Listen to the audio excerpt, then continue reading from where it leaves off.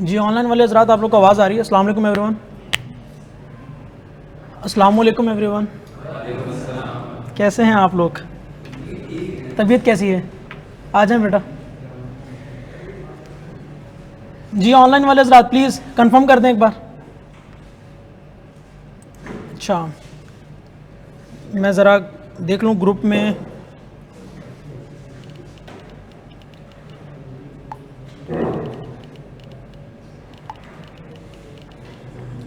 जी बेटा सबको लिंक मिल गया? चलें ठीक है जी, ग्रुप में लिंक आ चुका है। ठीक है स्टार्ट करते हैं। तो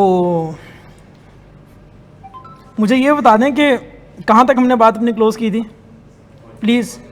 कॉटेज इंडस्ट्री, कॉटेज इंडस्ट्री की रिक्वायरमेंट क्या है, कोई बता सकता है प्लीज़? जी बेटा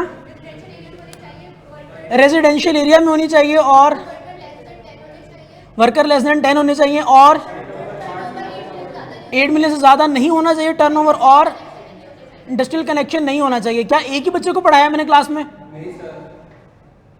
आपने क्लास ली थी?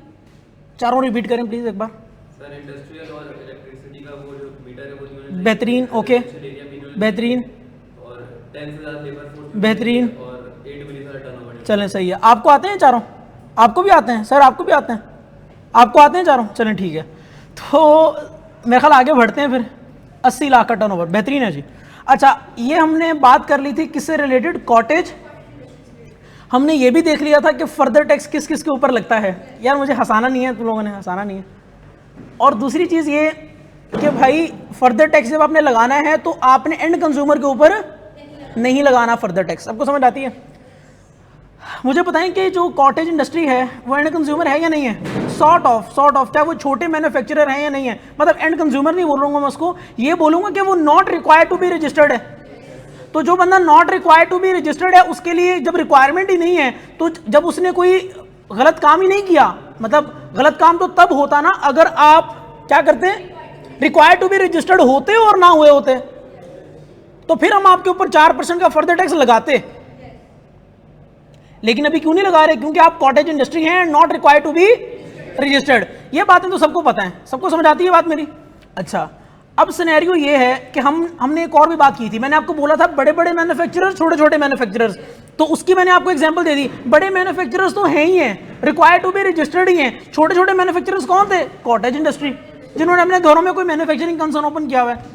इसी तरह मैंने बात की थी कि बड़े बड़े रिटेलर्स और छोटे वाले रिटेलर्स, ऐसा है। अगर मैं आपको मैन्युफैक्चरर के केस में ये बता दूं कि यार छोटा मैन्युफैक्चरर कौन है, इसका मतलब ये होगा ना कि अगर मैं छोटा मैन्युफैक्चरर आइडेंटिफाई कर सक रहा हूं तो बड़ा जो बचेगा वो बड़ा होगा। ऐसा है, एग्री करते हैं? मतलब आपको मैंने अगर छोटा मैन्युफैक्चरर बता दिया है तो इसका मतलब है कि अगर वो उसकी रिक्वायरमेंट मीट होती होगी तो वो छोटा मैन्युफैक्चरर है, कॉटेज इंडस्ट्री है। अगर उसकी रिक्वायरमेंट मीट नहीं होती इसका मतलब वो बड़ा मैन्युफैक्चरर है। अब इसी तरह मैं बात करने जा रहा हूं कि अगर मैं आपको यह बता दूं कि बड़े रिटेलर्स कौन से हैं, तो इसका मतलब यह है कि आप आइडेंटिफाई कर लेंगे कि अगर कोई बंदा बड़ा रिटेलर नहीं है तो वो कौन से है। और छोटे रिटेलर जो हैं वो किसके ऊपर टैक्स देते हैं? आपने बिजली के बिलों के ऊपर, इलेक्ट्रिसिटी बिल के ऊपर वो टैक्स देते हैं। एक थ्रेशोल्ड बताया था छोटा सा, 20,000 रुपए का मेरे ख्याल। 20,000 से ऊपर का बिल आए तो 7.5% देते हैं, इससे नीचे आए तो 5% देते हैं। तो ये बातों बातों में मैंने आपको आगे आने वाला सेक्शन भी पढ़ा दिया, उसमें यही बात करता है, ठीक है ना। अच्छा ऑनलाइन वाले प्लीज यार सब साथ हैं? Ali are you there?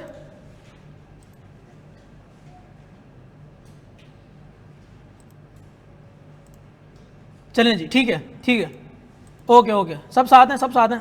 Please यार अपनी इन्वॉल्वमेंट जो है ना वो पूरे सेशन में रखा करें, पूरी क्लास में रखा करें प्लीज़।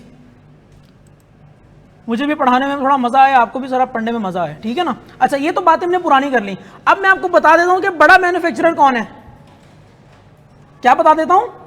बड़ा रिटेलर कौन है। मैन्युफैक्चरर की तो बात कर ली ना, छोटे की बात कर ली, बड़ा में पता चल जाएगा। इसी तरह मैं कह रहा हूँ कि यार बड़ा रिटेलर कौन है ये आइडेंटिफाई कर लो, और जो बचेगा वो क्या होंगे? छोटे रिटेलर्स। तो आज हम ये डेफिनेशन पढ़ लेते हैं किसकी? टायर 1 रिटेलर की। यह आप लोग की ना किताब के अंदर नहीं है, इसका मतलब ये है कि ये पेपर में टेस्ट भी नहीं होगी, लेकिन ये आपको इसलिए पढ़ा रहा हूँ, इसलिए कॉटेज इंडस्ट्री थी आपके सिलेबस में, वो आपके नोट्स में है। ये कहाँ पे, ये गुड नोट्स में मैंने डाली हुई है। इसको आप अपने पास नोट कर लिएगा अपने अंडरस्टैंडिंग पर्पस के लिए, ताकि आपको पता तो चल जाए कि यार सर टायर 1 बोलते रहते हैं, non tyre 1 other than tier 1 बोलते रहते हैं, लेकिन वो होते क्या हैं, कुछ बात समझाइए। तो ज़रा पढ़ लें मेरे साथ। मैंडेटरी है फॉर रिटेलर्स, जो मेंशन है इस पर्टिकुलर सेक्शन के अंदर, जिनका नाम क्या है, टायर 1 रिटेलर। क्या मैंडेटरी होगा इनके लिए, अपने आप को रजिस्टर करवाना मैंडेटरी है। कहते हैं कि जो इंटरनेशनल और नेशनल चेन ऑफ स्टोर्स हैं, इम्तियाज के कितने स्टोर्स हैं पता है ना आपको, मतलब अनगिनत स्टोर्स हैं, यहां भी हैं, लाहौर भी हैं, इस्लामाबाद भी हैं, पेशावर भी होंगे, कोयटा भी होंगे, बहुत जगह भी होंगे। तो जिसकी चेन ऑफ स्टोर है ना, जिसकी चेन ऑफ स्टोर्स हैं, चाहे नेशनल लेवल पे हो चाहे इंटरनेशनल लेवल पे हो, आ रही है बात समझ बेटा। तो ये कौन है, ये टायर 1 रिटेलर्स हैं। कॉटेज इंडस्ट्री के लिए एक बात की थी कि सारी की सारी रिक्वायरमेंट्स मीट होना, इसके लिए ऐसी कोई बात नहीं है, इसके लिए ऐसी कोई बात नहीं है। कोई एक भी मीट हो गई तो वो क्या कहलाएगा, रिटेलर कहलाएगा, टायर 1 रिटेलर कहलाएगा। दोनों बातों में फर्क है। कोई एक भी मीट हो गई तो टायर 1 रिटेलर कहलाएगा। अच्छा, इसके अलावा कहता है वो वाला रिटेलर जो ऑपरेट करता है एयर कंडीशनिंग मॉल में या किसी प्लाजा में। आपने देखा है डॉल्फिन मॉल, ये तारिक रोड वाला, यहां पे जो लोग हैं, एयर कंडीशनिंग मॉल है ना, ये देखा ना आप लोगों ने, ओशन मॉल देखा ना आप लोगों ने, यहां पे जो बैठे हुए रिटेलर्स, ये कौन है, ये एयर कंडीशनिंग मॉल में ऑपरेट कर रहे हैं। दैट्स वाई ये क्या कहलाएंगे, ये क्या लिखा हुआ यार, ये वर्ड छोटा सा लिखा हुआ है, एक्सक्लूडिंग क्योस। ये क्या होते हैं, क्योस क्या होते हैं, एक्सक्लूडिंग क्योस, समझ आता है किसी को, ये आपको नजर आ रहा है प्लीज, KIOS, समझ आ रहे हैं, ये होते हैं ठेले। आपने देखा होगा ये जो तारिक रोड वाला डॉल्फिन मॉल है ना, इसका ना दुकानें तो हैं ही हैं अंदर, लेकिन ना दुकानों के बाहर जब आप आते हैं, बाहर मेन रोड पे, तो यहाँ पे ठेले भी लगे हुए हैं लाइन में ना, इस तरफ भी लगे हुए हैं, उसके उस तरफ भी लगे हुए हैं, जो गली अंदर को जाती है वहां पे भी हैं। ठीक है, तो कहने का मतलब ये जो ठेले वाले लोग हैं, ये क्योस वाले जो लोग हैं, ये टायर 1 में नहीं आते, ये टायर 1 में नहीं आते। टायर 1 में कौन से आते हैं, जो मॉल के अंदर ऑपरेट कर रहे हैं, मॉल की बाउंड्री के अंदर जो लोग हैं। आ रही बात समझ, तो कुछ समझ आ रही है कि यार ये जाहिर बात है बड़े लोग होंगे ना तो अंदर बैठे हुए। तो टायर 1 रिटेलर्स वही हैं जिनकी रिक्वायरमेंट है रजिस्टर होने की। तो दो चीजें बताई हैं, एक वो वाले जिनकी नेशनल या इंटरनेशनल चेन ऑफ स्टोर है, या दूसरे वो हैं जो एसी मॉल में ऑपरेट करते हैं, एयर कंडीशनिंग मॉल या प्लाजा में। कहता है कि वो लोग भी टायर 1 रिटेलर हैं जिनका क्यूमुलेटिव इलेक्ट्रिसिटी का बिल कितने से ज्यादा हो, हुज क्यूमुलेटिव इलेक्ट्रिसिटी बिल पिछले एक साल में 12 लाख हो या उससे ज्यादा हो। आ रही बात समझ, मतलब जिस बंदे का बिजली का बिल ही 12 लाख रुपए आ रहा है, मुझे बताएं कि क्या वो छोटा बंदा होगा यार। सालाना कितना बनता है, 1 लाख रुपए बनता है ना। तो जिसका बिजली का बिल ही एनुअली 1 लाख से ज्यादा, मंथली 1 लाख से ज्यादा और एनुअली 12 लाख से ज्यादा है, इसका मतलब वो किसमें फॉल कर गया। ठीक है, कहता है कि wholesaler come retailer engage in the bulk import और सप्लाई ऑफ कंज्यूमर गुड्स। जो बंदा बल्क इंपोर्ट और सप्लाई करता है ना, वो भी क्या कहलाता है, वो भी टायर 1 रिटेलर कहलाता है। और इसका नाम दूसरा भी है, एक कमर्शियल रिटेलर या कमर्शियल इंपोर्टर बोल रहे हैं इसको। कमर्शियल इंपोर्टर का काम पता क्या होता है, कमर्शियल इंपोर्टर का काम होता है कि ना ये क्या करता है, कमर्शियल इंपोर्टर चीजों को एज इट इज इंपोर्ट करता है और एज इट इज उनकी क्या कर देता है, सप्लाई कर देता है। कोई वैल्यू एडिशन नहीं करता। एक तो देखें वो बंदा है जो रॉ मटेरियल को इंपोर्ट करता है, उसके अंदर कोई चीजें ऐड करता है, ऐड ऑन करने के बाद जो है ना कोई एक ऐसी प्रोडक्ट बनाता है, वो क्या कहलाएगा, वो इंपोर्टर कम मैन्युफैक्चरर कहलाएगा। इंपोर्टर कम मैन्युफैक्चरर का मतलब है कि इंपोर्टर भी है और मैन्युफैक्चरर भी है। लेकिन यहां मैं किसकी बात कर रहा हूं, होलसेलर कम रिटेलर, जो किस चीज में इंगेज है, बल्क इंपोर्ट में और उसकी सप्लाई में। किस चीज में, कंज्यूमर गुड्स की। कंज्यूमर गुड्स का मतलब है जो आम तौर पे हम लोग इस्तेमाल कर रहे होते हैं चीजें, उनकी सप्लाई में। ऐसा, अच्छा ऐसा, ये याद नहीं करनी, ये अंडरस्टैंडिंग इसलिए दे रहा हूं ताकि आप एटलीस्ट टायर 1 और नॉन टायर 1 में फर्क कर सकें यार। पेपर में ये नहीं आएगी क्योंकि आपकी किताब के अंदर नहीं है। आ रही बात समझ, ये मैंने फाइनल की किताब से उठाई है, इसलिए यहां पे मैंने कंपैरिजन के लिए रखी हुई है यार। बात समझ आ रही है, ओके, परेशान नहीं हो जाना। पॉइंट ऑफ सेल मशीन का पता है किसी को? क्या होती है वो point of sale machine? Excepting debit और क्रेडिट कार्ड जो वहां से एक्सेप्ट करती है और एक रसीद बना के देती है, वो point of sale machine FBR के सिस्टम के साथ लिंक होती है, रियल टाइम में रिपोर्टिंग कर रही होती है आपकी सेल्स की। यहां पे आपने चीज खरीदी, यहां पे आपने कैश पे किया, उसी वक्त एफबीआर को पता चल गया। तो कहता है कि वो वाले रिटेलर्स जिन लोगों ने पॉइंट ऑफ सेल मशीन अपने पास लगाई हुई है वो क्या कहलाएंगे? वो टायर 1 रिटेलर कहलाएंगे। कभी आपने देखा है गली मोहल्ले की दुकान के ऊपर पॉइंट ऑफ सेल मशीन पड़ी हो? तो गली मोहल्ले की छोटी मोटी दुकान के ऊपर तो पॉइंट ऑफ सेल मशीन नहीं होती। हाँ, जो बड़े बड़े रिटेलर्स हैं उनके पास होती है पॉइंट ऑफ सेल मशीन। कहते हैं कि वो बंदा, वो रिटेलर जिस बंदे ने पॉइंट ऑफ सेल मशीन को अक्वायर किया for accepting payment through debit और क्रेडिट कार्ड्स, इस तरह का बंदा क्या कहलाएगा? टायर 1 रिटेलर कहलाएगा। अब आपको समझ आ रहा होगा कि जब मैं आपको वो वाला सेक्शन पढ़ाऊंगा ना जाके कि अदर देन टायर 1 रिटेलर्स, तो आपके जहन में कौन से लोग आ रहे होंगे? कौन से लोग आ रहे होंगे आपके जहन में? जो छोटे छोटे रिटेलर्स होंगे वो आ रहे होंगे। वो वाले नहीं आ रहे होंगे जिनका बिजली का बिल ही 12 लाख से ज्यादा होगा। वो वाले नहीं आ रहे होंगे जो किसी मॉल या प्लाजा में जो है ना वो क्या कर रहे होंगे, ऑपरेट, एसी मॉल या प्लाजा में ऑपरेट कर रहे होंगे। वो नहीं आ रहे होंगे आपके जहन में। वो लोग नहीं आ रहे होंगे आपके जहन में जो बल्क इंपोर्ट करते हैं बाहर से और सप्लाई करते हैं। ये कब आपके जहन में नहीं आ रहे होंगे? जब मैं क्या बोलूंगा? Other than tier 1 retailers. और अगर मैं बोलूंगा टायर 1 रिटेलर्स तो आप लोगों को उस वक्त क्लिक होगा कि हाँ सर ने बताया था, ये तो वो हैं जिनकी चेन ऑफ स्टोर्स हैं, ये तो वो हैं जिनके इलेक्ट्रिसिटी के बिल्स बहुत ज्यादा आते हैं, ये तो वो हैं जो बल्क में इंपोर्ट करते हैं और बल्क में सप्लाई करते हैं, ये तो वो लोग हैं। तो हमारे जो सिलेबस में सेक्शन है वो सेक्शन है अदर देन टायर 1 का, लेकिन उसको समझाने के लिए ये समझाना जरूरी था। जी मेरे भाई, होलसेल कम रिटेलर का मतलब ये है कि चीजें होलसेल में भी बेच देता है, ये चीजें रिटेल में भी बेच देता है। इसकी एग्जांपल ऐसे ले लेते हैं, मेरे वाले साहब की दुकान है कपड़े की, वो होलसेलर भी हैं और वो रिटेलर भी हैं, सही है। हमारे पास कोई एक ग्राहक आता है ना, हम उसको भी सूट दे देते हैं, लेकिन हमारे पास कोई छोटे शहरों से कुछ लोग आते हैं ना, तो हम उनको ज़्यादा माल भी दे देते हैं एक साथ। तो हम होलसेल में होता क्या है, देखिए नॉर्मली अपना मार्जिन आपका कम होता है, ठीक है, और रिटेल में आप मार्जिन थोड़ा ज़्यादा रख लेते हैं। भाई जो बंदा बल्क परचेज कर रहा है उसको कोई तो बेनिफिट दो ना यार, मेरी बात समझ आ रही है? तो होलसेलर कम रिटेलर का मतलब ये है कि ये बंदा होलसेल की सप्लाई भी करता है, ये बंदा कोई इंडिविजुअल कस्टमर आ रहे उसको भी मना नहीं करेगा, उसको भी मना नहीं करेगा। लेकिन एक बात बताएं, अगर कोई एक बंदा मैन्युफैक्चरर के पास जाए और मैन्युफैक्चरर को बोले कि यार मुझे एक चीज दे दो, मैन्युफैक्चरर देगा उसको? है मैन्युफैक्चरर किसको देगा? वो डिस्ट्रीब्यूटर को देगा। डिस्ट्रीब्यूटर किसको देगा? होलसेलर को देगा। होलसेलर किसको देगा? रिटेलर को देगा। लेकिन उसने बोला कि हाँ एक होलसेलर जो है वो होलसेलर होने के साथ साथ रिटेलर भी हो सकता है, तो पॉसिबिलिटी है इस चीज की। कुछ बात समझ आइए? सर एक सवाल है सर, बहुत सारी ऐसी ब्रांड्स जैसे गुलेमन है, सही है, गुलेमन का आउटलेट भी है, वो मैन्युफैक्चरिंग भी करी है, वही रिटेलर भी करी है। हाँ बिल्कुल, तो ये मैन्युफैक्चरर कम रिटेलर में आ गया, मैन्युफैक्चर भी करती है और रिटेल भी करती है। तो ये जो मैन्युफैक्चरर टायर 1 अपने मैन्युफैक्चरिंग में पड़ा था ना, तो इसमें आएगा रिटेलर वाले में। वो टायर 1 में आ जाएगा, सिंपली टायर 1 में, क्योंकि कितनी गुलामत की क्या पाकिस्तान में एक ही ब्रांच होगी?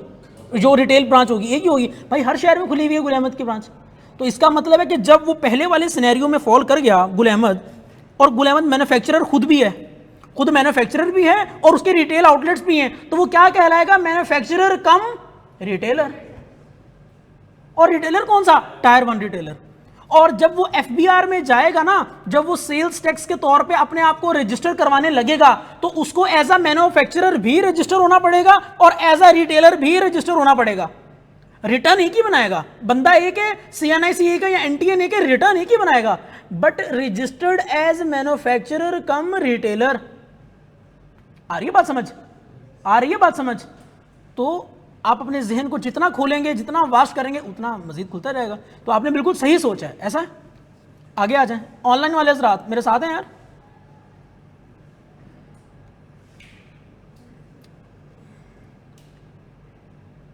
यूजर 2 समझ आ गई आपको मेरी बात?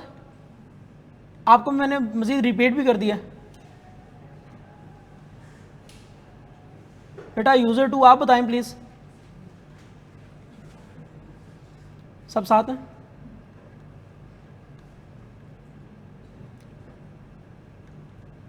जी समझ गया, चलें ठीक है जी। अच्छा सर, ये आपके नोट्स में कहाँ है? मैंने क्या बताया थोड़ी देर पहले कि ये आपकी किताब में नहीं है। ये मैंने क्यों ऐड किया यहाँ पे? ताकि मैं कंपेयर करवा सकूं कि टायर 1 कौन से हैं और अदर देन टायर 1। तो ये मेरे गुड नोट्स में है, आप लोग चाहें तो यहाँ पे लिख सकते हैं, कोई मसला नहीं है, इसको लिख लें, 2 मिनट ले लें आप लोग। ये नोट्स में नहीं है बेटा, ये मैंने गुड नोट्स में ऐड किया हुआ है। गुड नोट्स में, नोट्स तो मेरे ये वाले हैं ना, नोट्स तो मेरे ये वाले हैं, इनके अंदर नहीं है ये, क्योंकि आपकी बुक का पार्ट नहीं है। तो मैं अपनी किताब का पार्ट वही चीज़ बनाऊंगा जो ICAP का पार्ट है। हाँ, अगर मुझे समझाने के लिए कोई एडिशनल कॉन्सेप्ट की जरूरत पड़ेगी तो मैं खुद से लिख लूंगा, तो मैंने वही काम किया हुआ है, ठीक है ना। तो बेटा ये आपके सामने है, इसको ज़रा नोट कर लें। और ये एक लास्ट लाइन है, ये आप लोगों को समझ नहीं आएगी तो इसको आप चाहें तो छोड़ भी सकते हैं, कोई मसला नहीं है, लेकिन आपको एक बेसिक आइडिया हो गया कि टायर 1 और अदर देन टायर 1 कौन से होते हैं। जी भाई,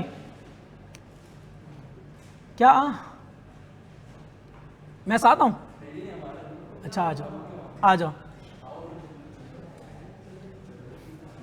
नो सर, नहीं लिखना, नहीं लिखना तो लिख लें, नहीं लिखना तो आपकी मर्जी है, लेकिन आइडिया दे दिया। हसन फुरकान सर, ये हमारे कुछ बच्चे, क्या आ जाएं, आगे आ जाएं। थैंक यू सो मच यार। ये मेरे कुछ बच्चे हैं और ये लास्ट बैच के, ये साहिल देव, ये मेरे क्या नाम है इसका, अजलाल, इसका नाम मैंने जलाल रखा हुआ था, ये हसन फुरकान है। ये मेरे लिए लाए हैं एक बुके और ये बहुत अच्छा है, टीचर्स डे के लिए ये लोग लाए हैं, ये आप लोग देख सकते हैं यार, ठीक है। तो थैंक यू सो मच यार, अल्लाह आप लोगों को जो है ना बहुत बहुत कामयाब करे और तुम लोगों ने जो पेपर दिया उसमें पास भी करें। बाकी फॉर द टाइमिंग तो हम क्लास में बैठे हैं, बाकी की बातें हम क्लास के बाद। थैंक यू सो मच यार, इनके लिए क्लैपिंग कर दें यार प्लीज़, मोहब्बत है यार आप लोगों की। अजलाल आज घर से खाना भी लाया था कि सर आप तो यहाँ पे अकेले रहते हैं तो आप जो है ना मेरे घर से खाना भी खाएं, और हसन फुरकान जो है और ये बाकी सब मिलके, थैंक यू यार, थैंक यू सो मच। अल्लाह हाफिज़, अल्लाह हाफिज़। चलें आगे चलें जी। थैंक यू बेटा, थैंक यू भक्ति।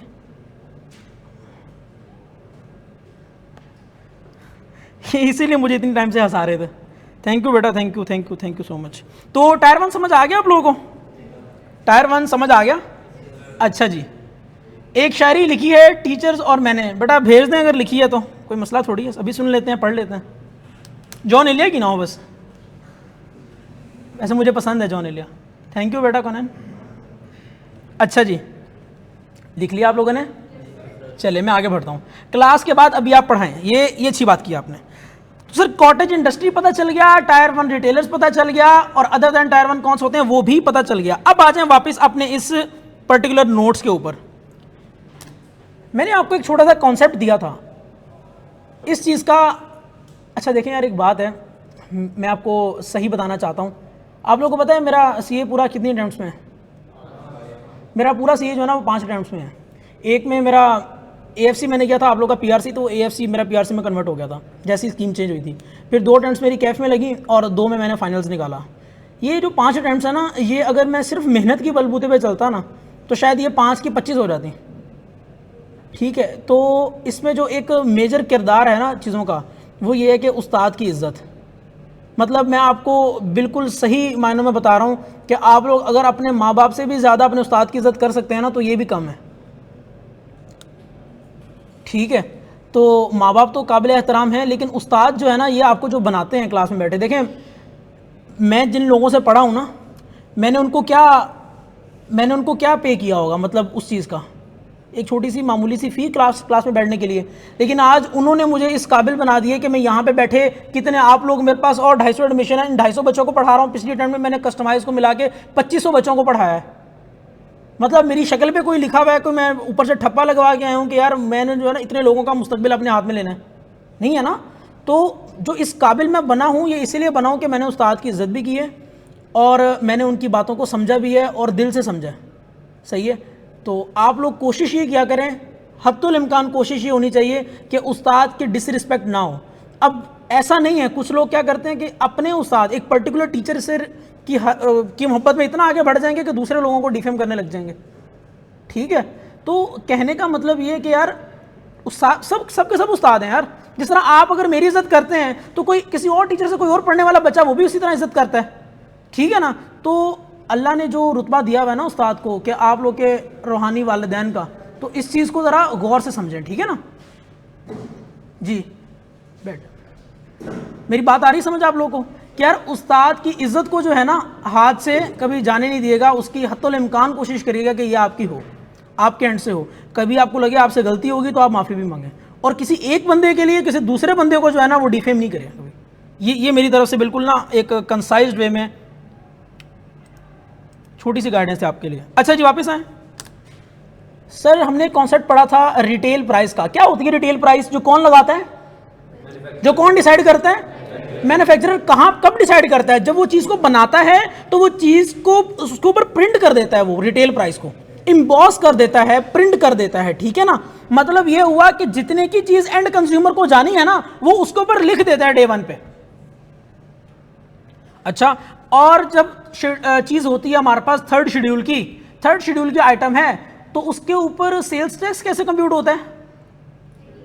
18% तो रेट हो गया। सेल्स टैक्स किस वैल्यू के ऊपर कंप्यूट होता है? Retail price. और अगर रिटेल प्राइस से चीज महंगी बेच दी हो फिर किसके ऊपर कंप्यूट होगा? तब भी रिटेल प्राइस पे होगा, क्योंकि गुड्स कौन सी हैं? थर्ड शेड्यूल की गुड्स हैं। और वो गुड्स के नाम क्या हैं? ये लिखे हुए हैं सर। आ रही है बात समझ? तो ये मैंने आपको पहले भी पढ़ाया था और अभी एक बार फिर से रीड इसलिए करवा दें ताकि एक क्लोजर हो जाए यहाँ पे। वो कहता है कि अगर आपने रिटेल प्राइस की चीजें बेची है ना तो आप 18% टैक्स लगाएंगे। किसके ऊपर? रिटेल प्राइस के ऊपर। परचेज की है तो इनपुट भी 18% पे आएगा रिटेल प्राइस पे। सप्लाई की है तो आउटपुट टैक्स भी चार्ज होगा 18% पे सप्लाई के केस में। एक छोटा सा सिनेरियो आपके सामने रखूं। एक बंदा है जो मैन्युफैक्चरर नहीं करता, कुछ भी नहीं करता, चीजों को एज इट इज खरीदता है और एज इट इज उनको सेल करता है। मुझे बताएं, और चीज भी कौन सी है? थर्ड शेड्यूल की चीज है। इस बंदे ने जब परचेज किया होगा तो इनपुट किस पे कंप्यूट किया होगा? रिटेल प्राइस पे। और सपोज करें अगले ही दिन जब वो बेचने लगा, रिटेल प्राइस तो वही है, मुझे बताएं कि आउटपुट टैक्स किसके ऊपर चार्ज करेगा? रिटेल प्राइस पे चार्ज करेगा ना। इसका मतलब यह हुआ कि जब आप आउटपुट के साथ अपने इनपुट को कंपेयर करेंगे तो आपका पेबल कितने का बनेगा? कोई आपका पेबल नहीं बनेगा। ये तो एक जेनेरिक बात मैंने अभी तक का जितना आपको कॉन्सेप्ट है उस बेसिस पे कर दी और ये बिल्कुल सही बात की है।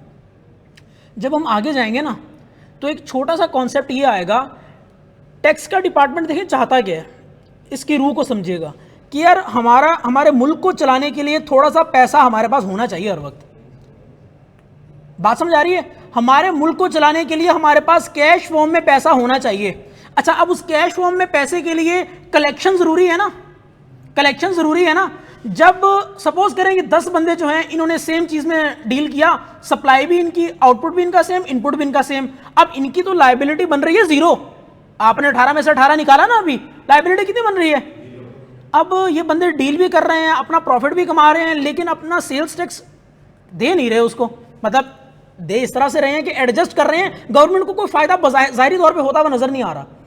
तो यहाँ पे एक सेक्शन है हमारा आगे जाके जिसके अंदर वो पता है क्या कहता है कि आप अपने इनपुट को मैक्सिमम 90% ऑफ आउटपुट तक आप एडजस्ट कर सकते हो। मतलब इस बात का क्या हुआ? इधर आए जरा। इस बात का ये मतलब हुआ, ये देखिएगा, अगर आपका आउटपुट है कितना 100, आपका इनपुट भी बन गया कितना 100, आपने देना क्या गवर्नमेंट को? कुछ भी नहीं। इसी वजह से एक सेक्शन आया जिसकी वजह से हुआ क्या कि गवर्नमेंट को थोड़ी थोड़ी कलेक्शन हर रिटर्न में होने लग गई, हर सेल्स टैक्स रिटर्न में थोड़ी थोड़ी कलेक्शन होने लग गई। वो सेक्शन क्या था? वो ये था कि यार ये आउटपुट बेशक आपका 100 बना है, ये आउटपुट बेशक आपका 100 बना है, मैं मानता हूं, लेकिन तुम क्या करो, तुम इस आउटपुट को मैक्सिमम इस इनपुट को मैक्सिमम 90% ऑफ द आउटपुट तक एडजस्ट करो। मैंने बोला अच्छा ठीक है, ये लो 90 तक एडजस्ट कर लिया मैंने। बनता मेरा कितना था? बनता था 100 और एडजस्ट कितना किया? भाई मेरा 100 रुपए का फायदा था, तुमने मुझे 90 रुपए का फायदा क्लेम करने दिया है, तो बताओ मेरे 10 रुपए का फायदा तुमने जाया कर दिया। नहीं, उसने बोला नहीं ये जाया नहीं हुआ, बल्कि ये क्या हो गया, अगले रिटर्न के लिए, अगले महीने की रिटर्न के लिए कैरी फॉरवर्ड हो गया। जब अगली बार तुम अपना इनपुट कंप्यूट करोगे ना, उस इनपुट के अंदर इस 10 रुपए को भी ऐड कर लेना, तो अगली बार तुम्हारा 110 हो जाएगा। क्या पता अगली बार भी तुम्हारा एडजस्ट ना हो, फिर अगली रिटर्न में ले जाना, क्या पता फिर ना हो, फिर अगली रिटर्न में ले जाना, मतलब उसको चलाते जाओ, कैरी फॉरवर्ड करते जाओ। इससे फायदा किसको है? मुझे फायदा नहीं है, लेकिन किसको हो रहा है? गवर्नमेंट को, कि हर टैक्स की रिटर्न में गवर्नमेंट के पास कुछ ना कुछ कलेक्शन पैसे की हो रही है। कुछ आ रही बात समझ? क्या पता ऐसा हो 1 आध 2 महीने गुजारने के बाद सेल्स इतनी ही ज्यादा हो जाएं कि अगर आप उसका 90% भी कंप्यूट करें ना, आपका एक्चुअल उससे कम बन रहा हो। क्या मेरे बराबर है? क्या पता अगली बार, सपोज कर लेते हैं, इसी एग्जांपल को आगे लेकर चलता हूं, अगले महीने आपका बना 10, आपका कैरी फॉरवर्ड हुआ था, 10 आपका कैरी फॉरवर्ड हुआ था, और अगले महीने भी आपका ना मजीद आ गया 70 का। टोटल कितना हो गया? टोटल 80 का आपका इनपुट है, जो ये अगले महीने में आप क्लेम कर सकते हैं। सपोज करें अगले ही महीने में आपने जो आउटपुट कंप्यूट किया ना, वो कितना आ गया? जरा 200 का 90% लेके बताएं कितना होता है? 180। 180 तक आप एडजस्ट कर सकते हो, 180 तक आप एडजस्ट कर सकते हो। आपके पास पड़ा कितने? तो सारे का सारा ही एडजस्ट हो जाएगा। आ रही बात समझ? फिर अब आपका अगले महीने के लिए कोई भी कैरी फॉरवर्ड नहीं है। कुछ आई बात समझ? अब आप कहेंगे सर ये एकदम आउटपुट इतना कैसे हो गया? इस आउटपुट 200 होने का मतलब ये है कि बैकएंड पे सेल्स बहुत ज्यादा हुई होंगी। तो मुझे एक बात बताएं कि क्या बिजनेसेस के अंदर उसकी इन्वेंट्री नहीं पड़ी होती? क्या इन्वेंट्री जिस महीने आती है लाजमी है कि उसी महीने बेचो उसको? नहीं भाई, स्टॉक पड़ा होगा, क्या पता इस महीने सीजन आ गया हमारा और सीजन में हमने चीजें ज्यादा बेच दी हैं। टोटली एग्री करते हैं मेरे साथ? टोटली एग्री करते हैं मेरे साथ?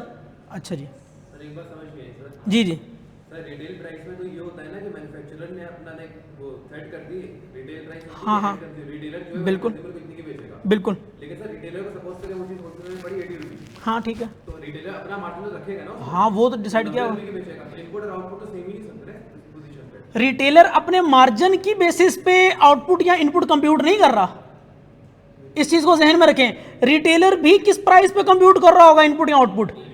क्योंकि प्रोडक्ट कौन सी है? 3rd शेड्यूल की मेरे भाई।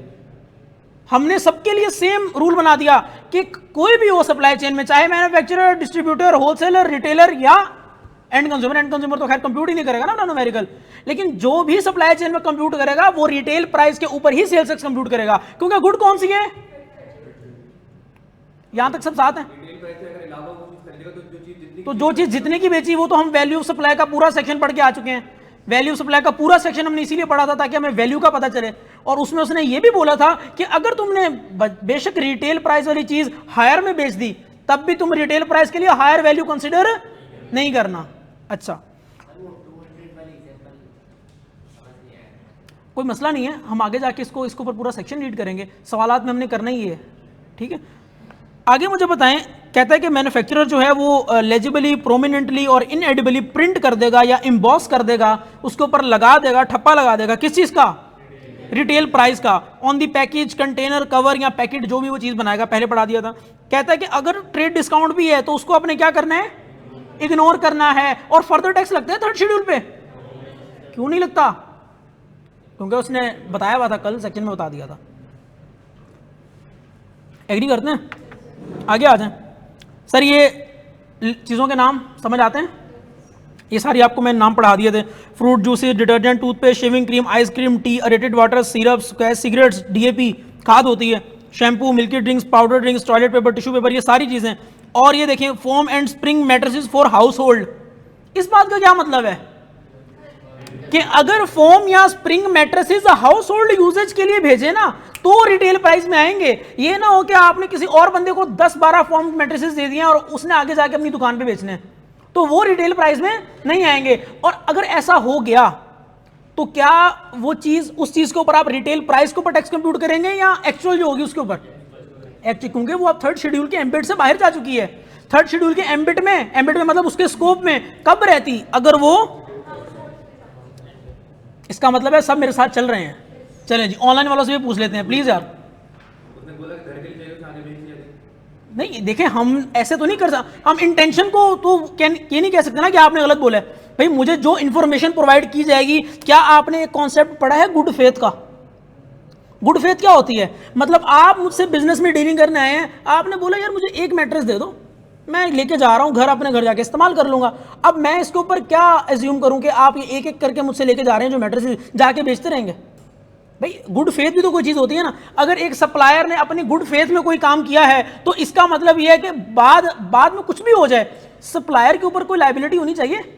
वो जाके बोल सकते हैं ना डिपार्टमेंट को कि भाई मैंने गुड फेथ में काम किया है, अगर तुम मेरे ऊपर ये इल्जाम लगा रहे हो तो बर्डन ऑफ प्रूफ तुम्हारे ऊपर है, तुम ये चीज प्रूव करो कि जब मैंने इसको चीज बेची थी तब मुझे पता था कि ये आगे जाके बेचेगा।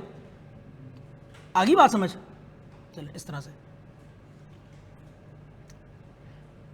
यूजर बेटा मैट्रिसेस से रिलेटेड मैंने बोला कि अगर हाउस होल्ड के इस्तेमाल के लिए होंगे ना तो फिर वो रिटेल प्राइस की टैक्सेशन होगी, विच मीन्स के थर्ड शेड्यूल में फिर आएंगे, ठीक है। और अगर हाउस होल्ड के लिए नहीं होंगे तो नहीं आएंगे, फिर जो वैल्यू होगी एक्चुअल वाली वो वापस आ रहे हैं जी। अब ये 4 चीज़ें हैं जो नहीं ऐड की हैं उसने इस बार, प्लीज़ अपने पास इनको हाईलाइट कर लें और लिख लें, पेपर में आएंगी। ये इस बार नए फाइनेंस एक्ट में चीज़ें, ये इस बार नए फाइनेंस एक्ट में चीज़ें ऐड हुई हैं, ये वाली, ये जो मैंने हाईलाइट की है नीचे एक लाइन में। कोई बता सकता है इनके नाम? मेरे भाई आप बता दें मुझे। Import of chocolates, coffee, serial bars और पेट फूड जो कि डॉग्स और कैट्स के लिए होती है। अब ये नए आइटम उसने ऐड किए हैं, इसका मतलब ये है कि अब एग्जामिनर के लिए ये चीज़ रेलेवेंट हो गई। अब वो इसके ऊपर अपना ध्यान लगाएगा जब पेपर में टेस्टिंग करेगा। कुछ समझ आ रही है बात? और इसकी लोकल परचेज या इंपोर्ट, यार इंपोर्ट और लोकल परचेज में क्या फर्क है सर? जमीन आसमान का फर्क है। इंपोर्ट का मतलब है चीज पाकिस्तान के बाहर से पाकिस्तान में आई है, और लोकल परचेज का मतलब है मैंने आपसे परचेज कर ली है। तो इनकी इंपोर्ट के ऊपर लगेगा ये टैक्स, इंपोर्ट के ऊपर। ओके आगे चलें।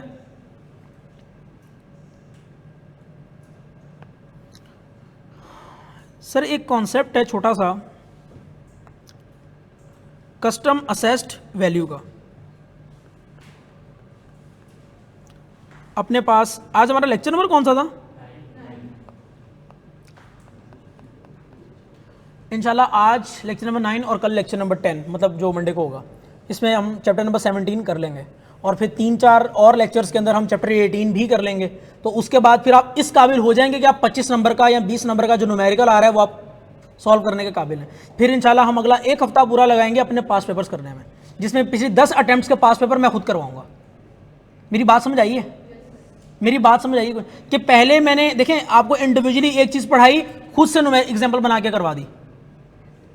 आपको इंडिविजुअली एक एक करके एक एक स्टेप को आगे बढ़ाता जा रहा हूं मैं आहिस्ता आहिस्ता। जब आप सब पढ़ चुके होंगे, एक एक एग्जाम्पल का आपको पता होगा, फिर आपको उतारूंगा 18 नंबर के 20 नंबर के सवाल के ऊपर और खुद करवाऊंगा। ये नहीं बोलूंगा कि करके आ जाओ, ठीक है? तो टेंशन नहीं लेनी आप लोगों ने।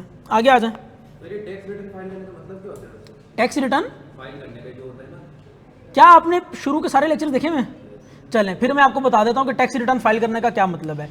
एक बंदा जिसने पूरा महीना सप्लाई की, जिसने पूरा महीना परचेज की, उसने अपना आउटपुट टैक्स भी कंप्यूट किया, उसने अपना इनपुट टैक्स भी कंप्यूट किया।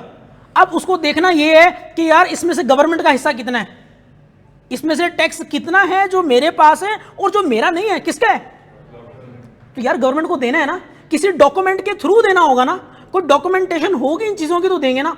तो इसके लिए हमारे पास एफबीआर ने बोला कि तुम क्या करोगे, रिटर्न फाइल करोगे। रिटर्न कुछ भी नहीं है, एक डॉक्यूमेंट है जिसके ऊपर आपकी सारी की सारी डिटेल है। जो आप उसको क्या बताओगे, मैंने इतनी परचेजेस की हैं, मैंने इतनी सप्लाईज की हैं, इसके अंदर इतनी थर्ड शेड्यूल है, इसके अंदर इतनी इंपोर्ट है, ये देखो मेरी अपोर्शनमेंट की वर्किंग, ये लो मेरा फाइनल टैक्स का पेबल, और ये लो देखो आईबीएफटी के मैंने एक पिक्चर लगा दी, इंटरबैंक फंड ट्रांसफर की पिक्चर लगा दी कि देखो जितनी पेमेंट बनती थी मैंने तुम्हारे एफबीआर के अकाउंट में सबमिट करवा दी, तुम्हारे खजाने में सबमिट करवा दी मैंने।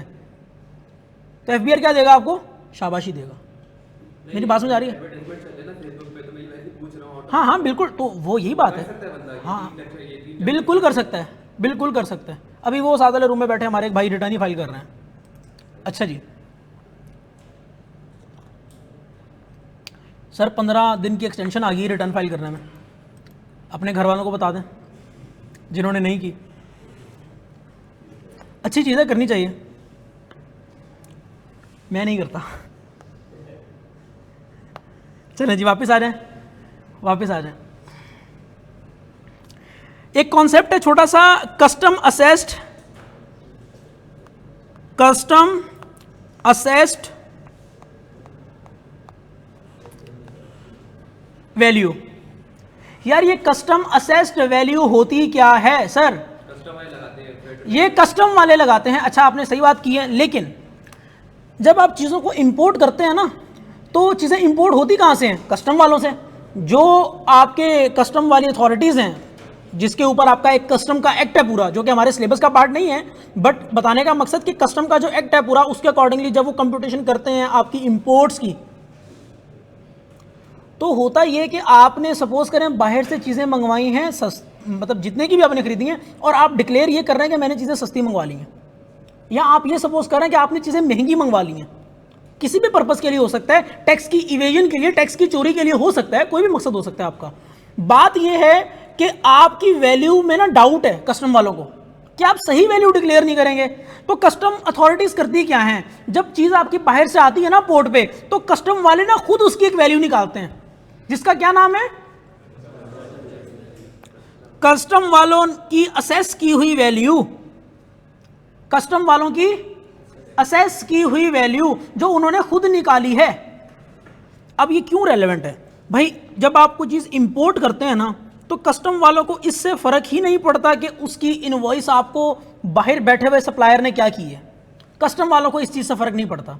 वो कहते हैं कि हम खुद ही अपने बाप हैं, हम अपने हिसाब से चीज़ों को खुद कंप्यूट करते हैं, हम जो वैल्यू तुम्हें निकाल के दे रहे हैं ना इस चीज़ की, तुम हमें इसके ऊपर टैक्स दे दो, हमें हमसे गर्ज ही नहीं है। आ रही है बात समझ? आ रही है बात समझ? तो अब इस बात को ज़रा, कस्टम असेस वैल्यू आपको पता चल गया क्या होती है। अब ज़रा इस बात को पढ़ें, फिर मैं वापस आता हूँ इसी पे। कहता है कि रिटेल प्राइस जो है ना इंपोर्टेड गुड्स की, जो कि मेंशन है थर्ड शेड्यूल के अंदर। थर्ड शेड्यूल ये दिखा दिया मैंने आपको। अगर ये चीज़ें आपने इंपोर्ट की हों, अगर ये चीज़ें आपने इंपोर्ट की हों, ये नज़र आ रहा है? अगर ये चीज़ें, ये भी वही थर्ड शेड्यूल वाली हैं, देख रहे हैं नाम सेम है, देख रहे हैं नाम सेम है। अगर ये चीज़ें आपने इंपोर्ट की हों, क्या पता लोकली परचेज की हों, क्या पता इंपोर्ट की हों, अगर ये चीज़ें आपने इंपोर्ट की हों जो कि थर्ड शेड्यूल की हैं, तो कहते हैं कि रिटेल प्राइस जो आप कस्टम वालों को बताओगे ना, वो कहते हैं कि shall not be less than 130% of the custom assess value. इसका क्या मतलब है? सपोज करें कस्टम वालों ने एक चीज़ है, कॉफ़ी नाम रख देते हैं इसका, कॉफ़ी नाम रख देते हैं इस चीज़ का। कस्टम वालों ने इस चीज़ की वैल्यू निकाली तकरीबन 420।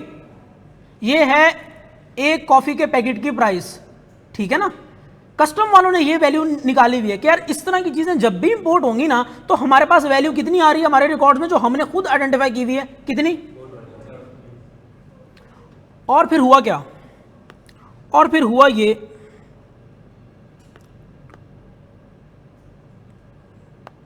चीज़ कौन सी थी ये? थर्ड शेड्यूल की चीज़ थी। मेरी बात आ रही है समझ? एक चीज़ को ना गौर से समझिएगा। मैंने आपको वैल्यू ऑफ सप्लाई में एक कॉन्सेप्ट दिया था, अगर आप लोगों को याद हो, अगर आप लोगों को याद हो, ये जुल्म नहीं किया करें यार प्लीज़, चीज़ों को रिवाइज करके आया करें। ये देखें जी, क्या ये चीज़ें आपको याद हैं? ये क्या लिखा हुआ है? ये याद है आपको? ये फॉर्मूला अपनी अपनी किताबों में लिखें, 1 मिनट से पहले लिखें, अभी लिखें। ये फॉर्मूला एज इट इज लिखें, price of the good plus FED plus custom duty, और फिर उसके ऊपर क्या लगेगा, ये लिखें फॉर्मूला अपने पास, ताकि मैं आपको एक चीज प्रूव कर सकूं यार कि कस्टम वाले ने अपना इंटरेस्ट को कैसे प्रोटेक्ट किया।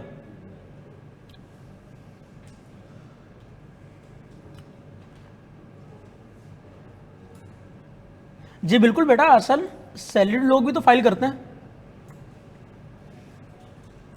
जी। होमवर्क में भी था ये सवाल, अगर किसी ने किया हो। होमवर्क तो खैर आप लोग करते ही नहीं है। कल इसलिए नहीं दिया था कि आज एक साथ ही दे दूंगा कि संडे आ रहा है, आप संडे आपका ज़ाया ना हो जाए कहीं। पढ़ते हैं ना आप लोग? अच्छा, वापिस आए। तो यार ये फॉर्मूला क्या था, प्लीज़ लिखवाते हैं मुझे। प्राइस ऑफ गुड, उसके अंदर आप एफईडी ऐड कर देंगे FED, कितनी जी, ऐड ही करते हैं ना इसके अंदर, फिर उसके बाद एक प्राइस आ जाती है, फिर उसके बाद एक प्राइस आ जाती है, फिर उसके बाद क्या लगते हैं जी,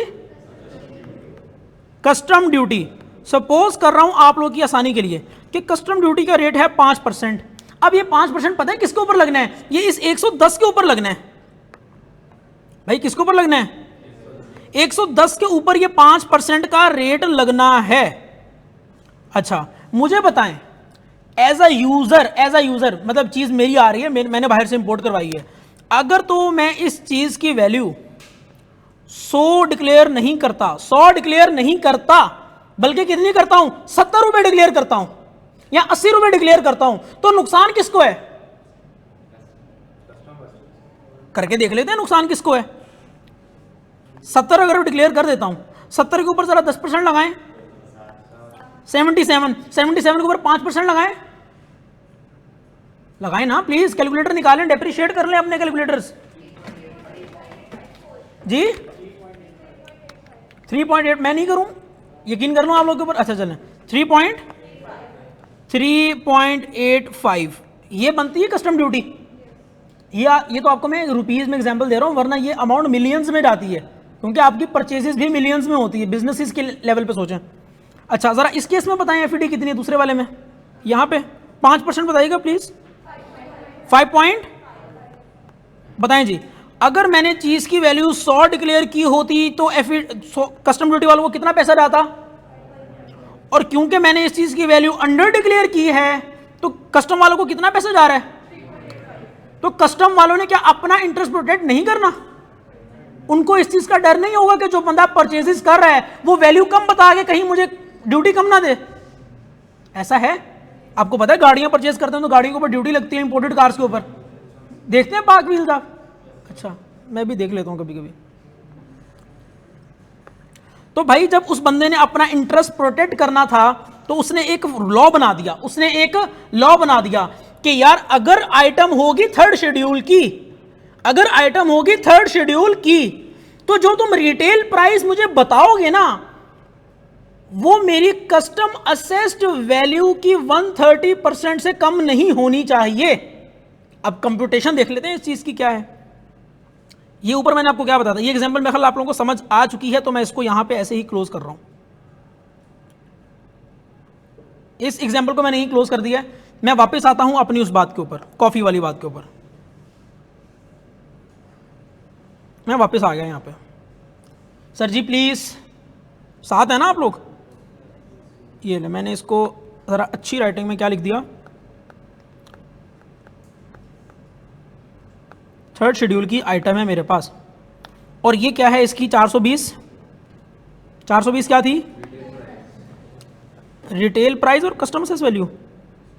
इसको आप एज्यूम कर लें अपने पास कस्टम असेस्ड वैल्यू, कैव कस्टम असेस्ड वैल्यू। अब लॉ पे आ जाएं। अब कानून क्या कहता है, टैक्स का लॉ क्या कहता है,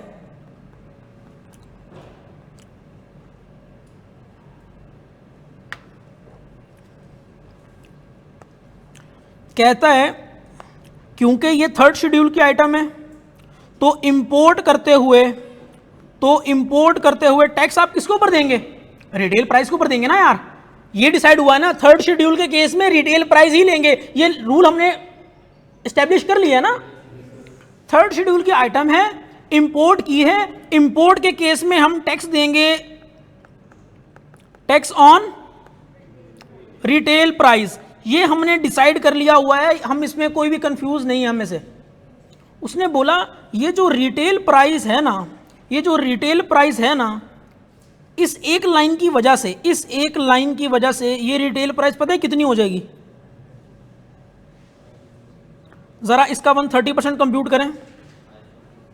420 इंटू 1.3 आंसर 546 सही है। उसने बोला कि थर्ड शेड्यूल की इंपोर्ट के केस में जो रिटेल प्राइस होगी वो किससे लेस नहीं हो सकती, वो कस्टम असेस वैल्यू के 130% से कम नहीं हो सकती। मतलब 546 से कम वैल्यू नहीं होगी। 546 वैल्यू होगी, उसके ऊपर तुम कस्टम असेस, उसके ऊपर तुम हमें कस्टम ड्यूटी दोगे। कुछ पल्ले पड़ी है बात? क्या बोला है मैंने? आप बताएं मुझे, सेकंड वाले भाई, आप बताएं। जो कस्टम असेस वैल्यू होगी उसका जो है जो 130% बन रहा होगा वही आप रिटेल प्राइस, वही मैं रिटेल प्राइस लूंगा, ऐसा? उससे कम नहीं होगा। अगर मेरी सपोज करें रिटेल प्राइस होती 600 रुपये, तो बताएं तो मैं टैक्स किसके ऊपर लगाता? परचेज कर रहा हूं ना, इनपुट आएगा ना मेरा, बताएं टैक्स किसके ऊपर लगाता?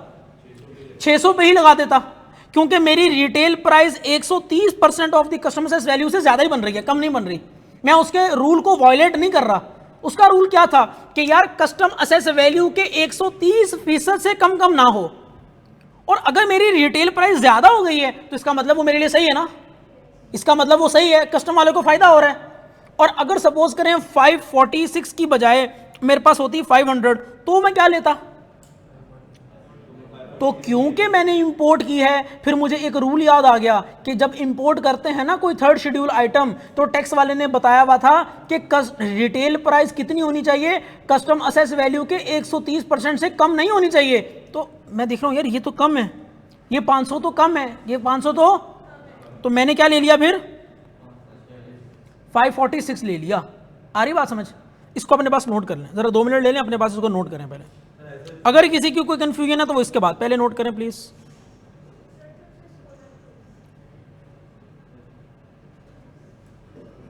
पहले नोट करेंगे प्लीज।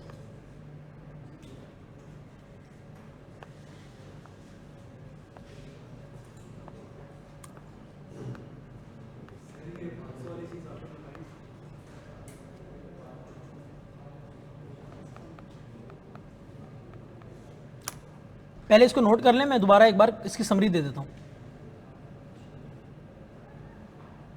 बिल्कुल सिंपल फॉर्मूला है, ज्यादा प्राइस ज्यादा ड्यूटी, कम प्राइस कम ड्यूटी। तो असल में कस्टम वालों ने अपने इंटरेस्ट को प्रोटेक्ट किया और बोला कि यार हमारी वैल्यू के 130 से कम पे नहीं आना, हमें इतनी तो कस्टम ड्यूटी चाहिए ही होती है। आ रही बात समझ? सर अब 546 पर कस्टम ड्यूटी अप्लाई होगा? बिल्कुल बेटा 546 के ऊपर होगा, क्योंकि आपकी रिटेल प्राइस इससे कम हो ही नहीं सकती, क्योंकि कानून बना दिया। नहीं, बिल्कुल नहीं। ये एक स्टूडेंट ने कहा है कि सर एफईडी का रेट 10% फिक्स है। ये तो मैंने आपकी एग्जांपल के लिए ली है, एफईडी आप लोगों के सिलेबस का पार्ट ही नहीं है, तो पेपर में इंशाल्लाह इतनी कॉम्प्लेक्स चीज़ें नहीं पूछेगा। लेकिन मुझे तो ज़्यादा पढ़ाना है ना आपको कि यार अगर इससे कम आए, इसके अंडर आए, तो आपको चीज़ें आती हों।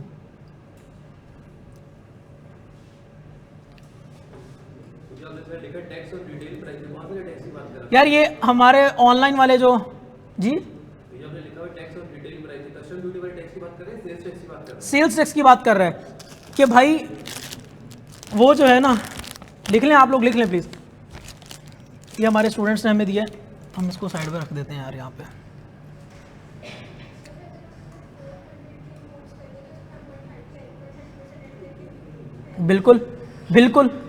बिल्कुल देखें, आप लोग सेंस को समझिएगा एक चीज़ की, कस्टम वालों को पैसा ज़्यादा चाहिए या कम चाहिए?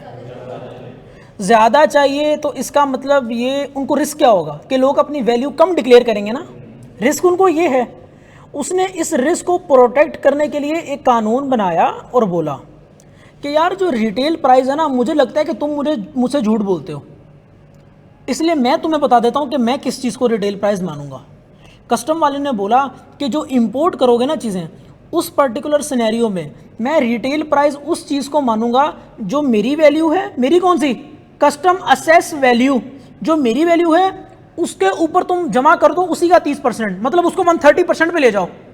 इसकी जो 130% होगा ना, इसको मानूंगा मैं क्या? Retail price. जब उसने कह दिया कि मैं इसको रिटेल प्राइस मानूंगा, अब उसने कानून बना दिया, अब कोई बंदा कम लेके आए ज्यादा लेके आए, तो कम लेके आने वाले के केस में रिस्क नहीं होगा, जो ज्यादा लेके आएगा वो ज्यादा पे देता रेट टैक्स। आई बात समझ? तो सर आगे जाके जब मैं इस चीज को बेचूंगा तो वो रिटेल प्राइस वो वाली लूंगा, ज्यादा वाली लूंगा?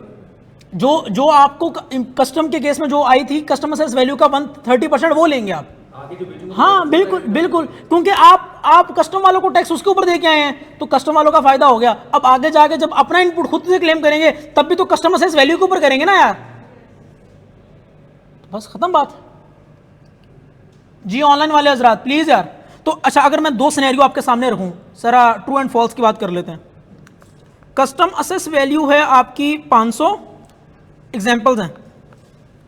रिटेल प्राइस जो डिक्लेयर्ड है वो कितनी है? 600। बेटा मुझे आंसर बताएंगे कि सेल्स टैक्स कंप्यूट करने के लिए मैं कौन सी वैल्यू लूंगा? 500 का 130% लेके पैसे। एक स्टेप भूल गए आप लोग, एक स्टेप भूल गए आप लोग। सबसे पहले आप क्या करेंगे, इस 500 का 1.3 कर देंगे इसको, और क्या वैल्यू आएगी इससे? 650। अब आप कंपेयर करेंगे कि जो वैल्यू आप बता रहे हैं कस्टम वालों को वो उनके लिए एक्सेप्टेबल है या नहीं। उनके लिए क्या एक्सेप्टेबल है? कम से कम क्या एक्सेप्टेबल है उनके लिए? 650 उनके लिए कम से कम एक्सेप्टेबल है, इससे वो नीचे नहीं जाएंगे। तो आपके जो 600 हैं ये उनके लिए रेलेवेंट ही नहीं है, वो क्या लेगा? 650। अच्छा, अगर आप लोग की जो रिटेल प्राइस है बताई हुई वो होती 680, तो फिर आप 680 लेते, क्योंकि उसके लिए कम से कम एक्सेप्टेबल 650 थे। अगर आप 680 पे टैक्स देना चाहते हैं तो आपकी मर्जी है। आ रही है बात समझ? तो यार ये था, ये सिनेरियो था, इसको लिख लें अपने पास, इसको भी प्लीज बेटा। भक्ति, पूर्वा, इन सब ने अच्छा बताया यार। ये ले, न्यूमेरिकल एग्जांपल भी बता दिए, ठीक है।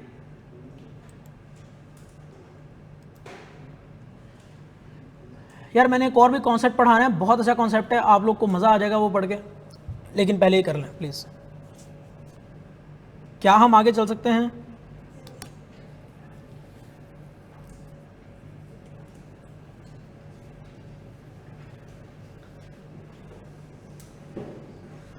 मेरे भाई टैक्सेबल एक्टिविटी क्या होती है? जिससे पूछा वो बताएगा।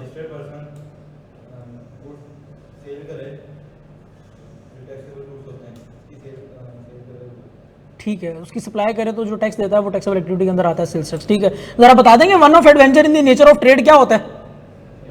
One of adventure in the nature of trade, taxable activity, yes और नो? प्राइवेट रिक्रिएशनल और हॉबी, यस और नो? सर्विसेज देना टैक्सेबल एक्टिविटी और नो? बिजनेस करना टैक्सेबल एक्टिविटी और नो? अच्छा ठीक है, ठीक है। गुड्स किस तरह की होती हैं? टैक्सेबल, एग्जेम्प्ट और जीरो रेटेड के ऊपर इनपुट का क्या ट्रीटमेंट है? जीरो रेटेड के ऊपर इनपुट का क्या ट्रीटमेंट है? एग्जेम्प्ट के ऊपर सप्लाई का क्या ट्रीटमेंट है? एग्जेम्प्ट के ऊपर सप्लाई का क्या ट्रीटमेंट है? नहीं लगाते ना, कोई भी नहीं लगाते, बिल्कुल। और इनपुट का क्या ट्रीटमेंट है? और टैक्सेबल के केस में इनपुट का क्या ट्रीटमेंट है? क्लेम कर सकते हैं 18% पे। अच्छा, अगर एक बंदा रजिस्टर्ड है, अनरजिस्टर्ड को सप्लाई करता है, कितना टैक्स फर्दर चार्ज करेंगे? 22 करेंगे या 18 जमा 4? और 4% किस तरह से करेंगे? वैल्यू सप्लाई के केस में अगर आप इंस्टॉलमेंट में चीज खरीदते हैं तो मार्कअप इंक्लूड करेंगे, एक्सक्लूड करेंगे? इंक्लूड क्यों नहीं करेंगे? क्योंकि मार्कअप के ऊपर सेल टैक्स। अगर आपको किसी आईपीपी ने बिजली सप्लाई की है तो आप एनर्जी परचेज लेंगे, कैपेसिटी परचेज लेंगे? और किसी और तरह के अगर आपके सप्लीमेंट चार्जेस हो या कोई और चीज हो, कोई भी डिफॉल्ट हो, कुछ भी हो, वो इंक्लूड? अच्छा, डिस्काउंट दो तरह के होते हैं, एक होता है आपका नॉर्मल डिस्काउंट जो कि ट्रेड डिस्काउंट है, एक होता है कैश डिस्काउंट। मुझे बताएं कौन सा अलाउ है? अच्छा, ट्रेड डिस्काउंट हर केस में अलाउ है या कुछ केसेस में नहीं भी? अगर इनवॉइस के ऊपर लिखा होगा तो यस और नो, और नहीं लिखा होगा तो? अच्छा, मुझे एक चीज बताएं कि अगर ऐसा होता है कि आपने दिया ट्रेड डिस्काउंट, मार्केट में चल रहा है 10%, आपने दे दिया 20%, कितना अलाउ होगा? सही है, इसका मतलब चीजें आती हैं सबको, तो हम न्यूमेरिकल कर सकते हैं।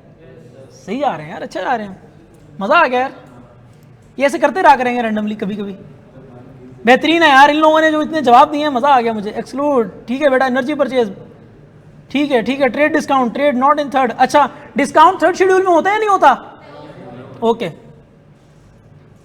बेहतरीन बेटा। नॉर्मल प्रैक्टिस 10%, ठीक है जी। स्पेशल डिस्काउंट अलाउ नहीं होता, ठीक है ना? ओके।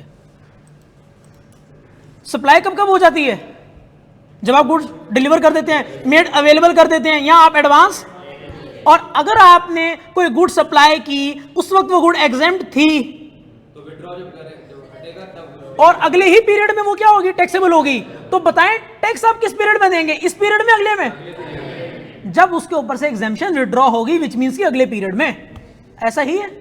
चलें सर एक सवाल था सर से related, इसी से रिलेटेड ये विड्रॉ वाले पूछें। सर इसमें ये केस था कि उसने पहले पैसे दे दिए थे ना हमें, सर अगर हमने गुड्स दे दिए थे, हाँ सर इसका उल्टा केस ना सर, कि हमने पहले उसको गुड्स दे दिए और पैसे नहीं दिए और फिर वो लाइक इसमें दो एग्जांपल्स बता देता हूं आपको, बच्चों ने पहले भी पूछा है। देखें, पहले एग्जेम्प्ट था, कुछ पैसे आ गए थे और अगले महीने में क्या हो गई, टैक्सेबल हो गई। अब इसका मतलब है कि कुछ पैसे आए थे, कुछ पैसे रहते थे ना, टैक्स वाले ने बोला जब एग्जामिशन विड्रॉ हो जाएगा ना, जब वो गुड टैक्सेबल हो जाए, तब तुम उसको अकाउंट फॉर करना, ताकि क्योंकि टैक्स का डिपार्टमेंट लालची है, उसको टैक्स से गर्ज है, तो वो टैक्स उसको मिल जाएगा टैक्सेबल वाले पीरियड में। ये तो है एक नॉर्मल एग्जांपल जो मैंने आपको उसको क्लास में बताई थी। एक दूसरी एग्जांपल है, मुझे बताएं अगर गुड्स पहले टैक्सेबल हो और बाद में एग्जेम्प्ट हो, क्या यहां पे कोई रिस्क है हमारा? क्यों नहीं है? क्योंकि पहले जो इनवॉइस उसको की होगी ना, उसके अंदर टैक्स शामिल किया होगा, तो हमें अब उतना ही पैसा आना है जितना। आ रही बात समझ? आ रही है बात समझ?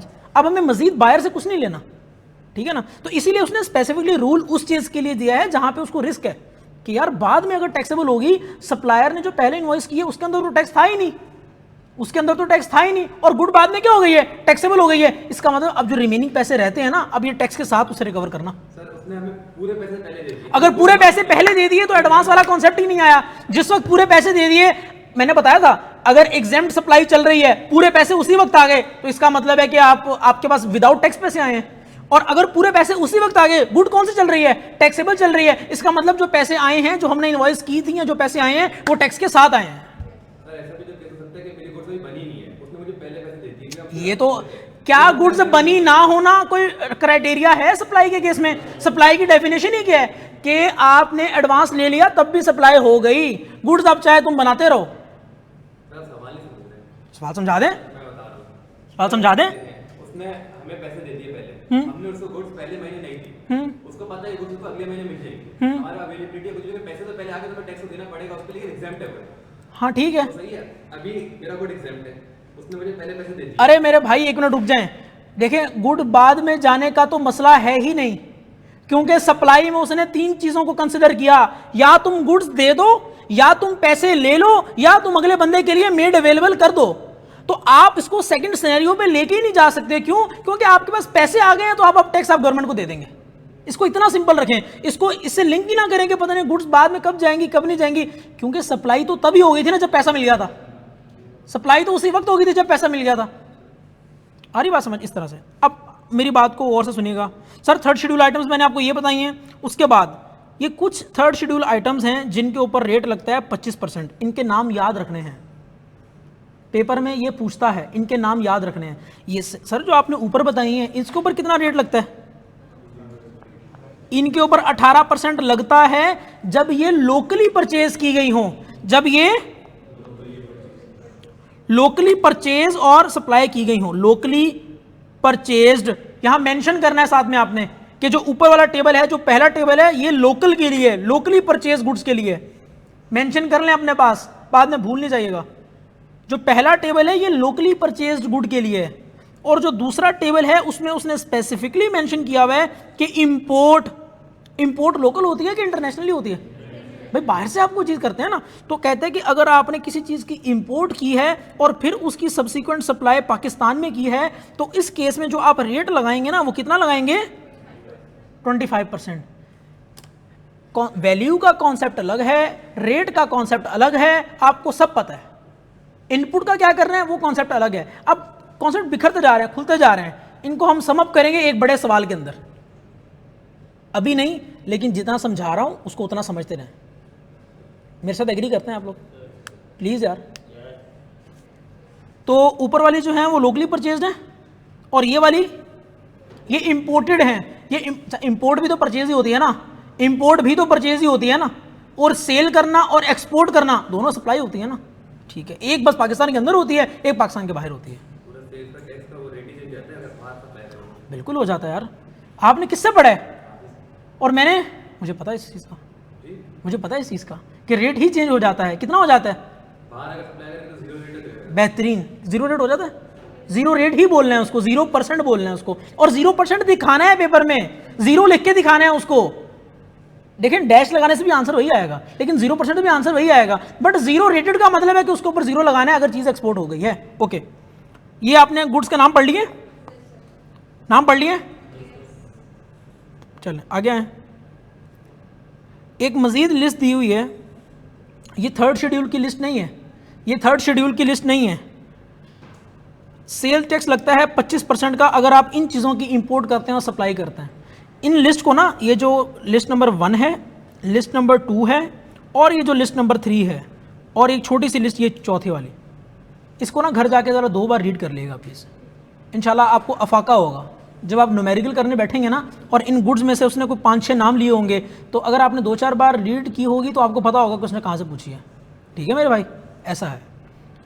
अच्छा, और अगर वो आपको बोले कि लोकली परचेज्ड टिश्यू पेपर्स हैं, कितना रेट लगाएंगे? लोकली परचेज टिश्यू पेपर हैं 18, और बोले इम्पोर्टेड टिश्यू पेपर्स हैं, आ रही बात समझ? इस तरह से तो इनपुट 18 पे कंप्यूट होना है या 25 पे होना है, उसने बता दिया।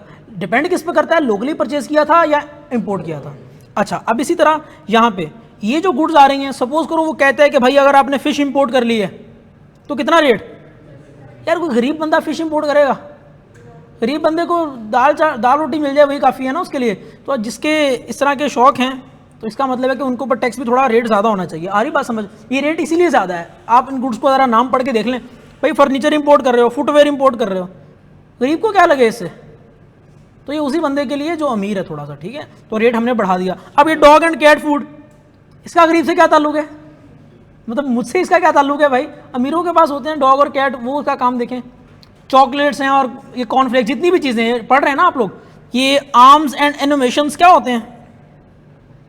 आर्म्स एंड एम्यूनेशंस, गन वगैरह, असला वगैरह। अगर आप ये पास्ता या म्यूजिकल इंस्ट्रूमेंट्स जो हैं, सन ग्लासेस, टोमेटो केचप्स वगैरह, अब ये सारी वो चीज़ें हैं जो प्रैक्टिकली इसी तरह से होती हैं। ठीक है ना, ये मैंने कोई अपने मज़े के लिए नाम वाम नहीं ऐड किए हुए, ये टैक्स के कानून में है। और ये wrist watches, articles of jewellery, ये मैंने वो नाम हाईलाइट करे हैं जो पेपर में आते हैं। ये देखें, लेदर जैकेट्स एंड एपरल्स, ये चीज़ें अगर आप इंपोर्ट करके बेचोगे तो इंपोर्ट के केस में इनपुट कितने रेट पे लेना है, और जब सप्लाई करोगे तो सप्लाई के केस में आउटपुट किसके ऊपर लेना है? आउटपुट किसके ऊपर लेना है?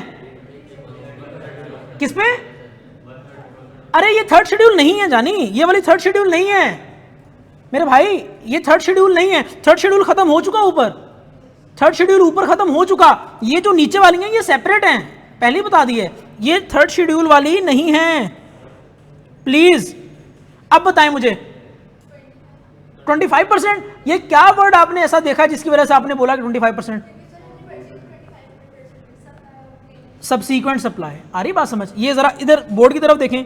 इंपोर्ट का मतलब होता है परचेज, और सबसीक्वेंट सप्लाई का मतलब होता है सेल। तो परचेज के ऊपर भी और सेल के ऊपर भी कितना रेट, अगर ये चीजें होंगी तो। आ रही बात समझ? अगर ये चीजें आपने, ये कौन सी हैं? थर्ड शेड्यूल की चीजें हैं, थर्ड शेड्यूल की चीजें हैं। अगर ये चीजें आपने लोकली परचेज की हैं तो 18% इनपुट और 18% आउटपुट। अगर यही चीजें आपने इंपोर्ट की हैं और फिर सप्लाई की हैं तो इनपुट कितने पे और आउटपुट कितने पे? तो आप लोग इस पे ना मजीद इतना अगर देख के परेशान हो रहे हैं कि यार ये कैसे करना है, तो परेशानी की बात नहीं है। जब मैं आप लोगों को सवाल करवाऊंगा ना तो इंशाल्लाह मैं ये रेफर करवाऊंगा आपको साथ साथ कि देखें ये कहाँ पे लिखा हुआ है, ये देखें कहाँ पे लिखा हुआ है। सही है, तो इंशाल्लाह ये करते रहेंगे ये प्रैक्टिस, तो हम पक्के हो जाएंगे। पेपर में आपको खुद आने चाहिए।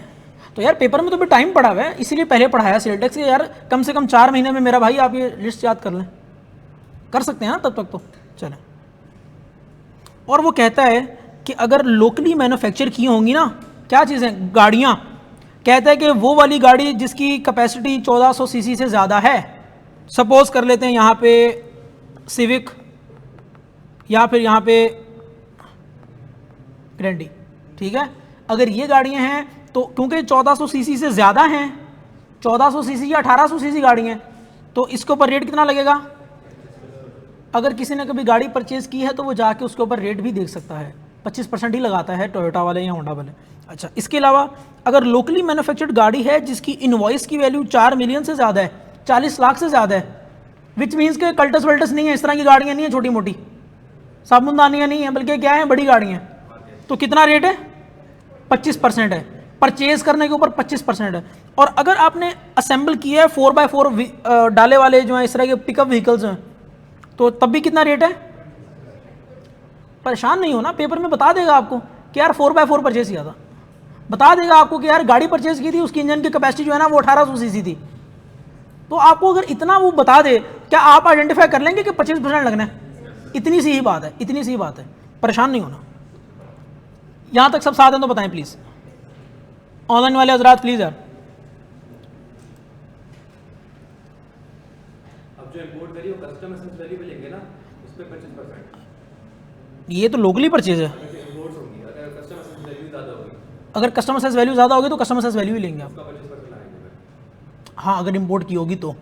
सर ये एक बात बताएं, कस्टम वालों ने 130% का रेट क्या सोचकर बनाया? रीज़न दी मैंने आपको कि उनका रिस्क क्या था, उनका रिस्क क्या था कि आप अंडर डिक्लेयर ना कर दो कहीं पे। तो उन्होंने एक रूल बना दिया कि यार हमें कम से कम तो इतना कस्टम ड्यूटी चाहिए, इतनी तो चाहिए, इस बेसिस पे बनाया उन्होंने। बिल्कुल बेटा, ये आ गया। सीम्स लाइक कि गवर्नमेंट इंपोर्ट को इनकरेज नहीं करती। आप मुझे बताएं, गवर्नमेंट इंपोर्ट को इनकरेज करेगी या एक्सपोर्ट्स को करेगी? उसने क्या एक्सपोर्ट्स को इनकरेज किया? अभी तक जितना आपने टैक्स पढ़ा है, क्या उसने एक्सपोर्ट्स को इनकरेज किया? किस तरह से किया? 0% का टैक्स भी 0% लगाया और इनपुट भी आपको वापस दे दिया, आपका इनकरेज कर दिया। और जहां पे आप इंपोर्ट करते हो वहां पे 18 की बजाय बढ़ा दिया टैक्स, ताकि लोगों को क्या किया जाए, रोका जाए इंपोर्ट करने से। देखिए इंपोर्ट करने से होता क्या, आपका बैलेंस ऑफ पेमेंट जो है ना वो खराब होता है। ठीक है, आपने इकोनॉमिक्स में पढ़ा होगा ना, बैलेंस ऑफ पेमेंट आपका खराब होता है, आपकी करेंसी मजीद वीकर होगी। लेकिन यही अगर आप एक्सपोर्ट करें, जब आपकी फॉरेन करेंसी पाकिस्तान में आएगी तो आपका रुपया स्ट्रेंथन होगा उसके अगेंस्ट। बात समझ आ रही है? तो ये हैं वो फैक्टर्स। इंपोर्ट को हमेशा कोई भी हुकूमत ये चाहेगी कि इसको कम से कम करो, और एक्सपोर्ट्स को हमेशा कोई भी हुकूमत ये चाहेगी इसको ज्यादा से ज्यादा बढ़ाओ। यहां तक सब साथ हैं?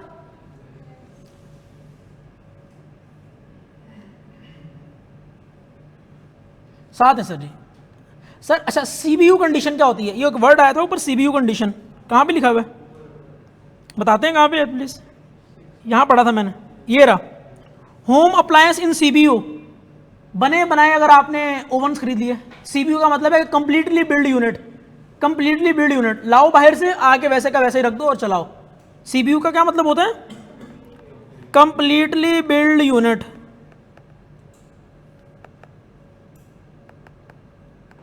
कंप्लीटली बिल्ड यूनिट, इसमें मजीद किसी कारस्तानी की जरूरत नहीं होती, आओ निकालो, स्विच लगाओ और चलाओ, इस्तेमाल करो, इसका ये मतलब है। तो अगर आपने होम अप्लायंसेज, कोई आपने वॉशिंग मशीन खरीदी है, बाहर से इंपोर्ट की है, और यहाँ कोई ओवन वगैरह खरीदा है, या कोई इलेक्ट्रिकल अप्लायंस सैंडविच मेकर खरीदा है, और ये आएंगे, आप हंस रहे हैं इसके ऊपर, सवाल में आ जाएंगे, फिर एग्जामिनर आप पे हंसेगा।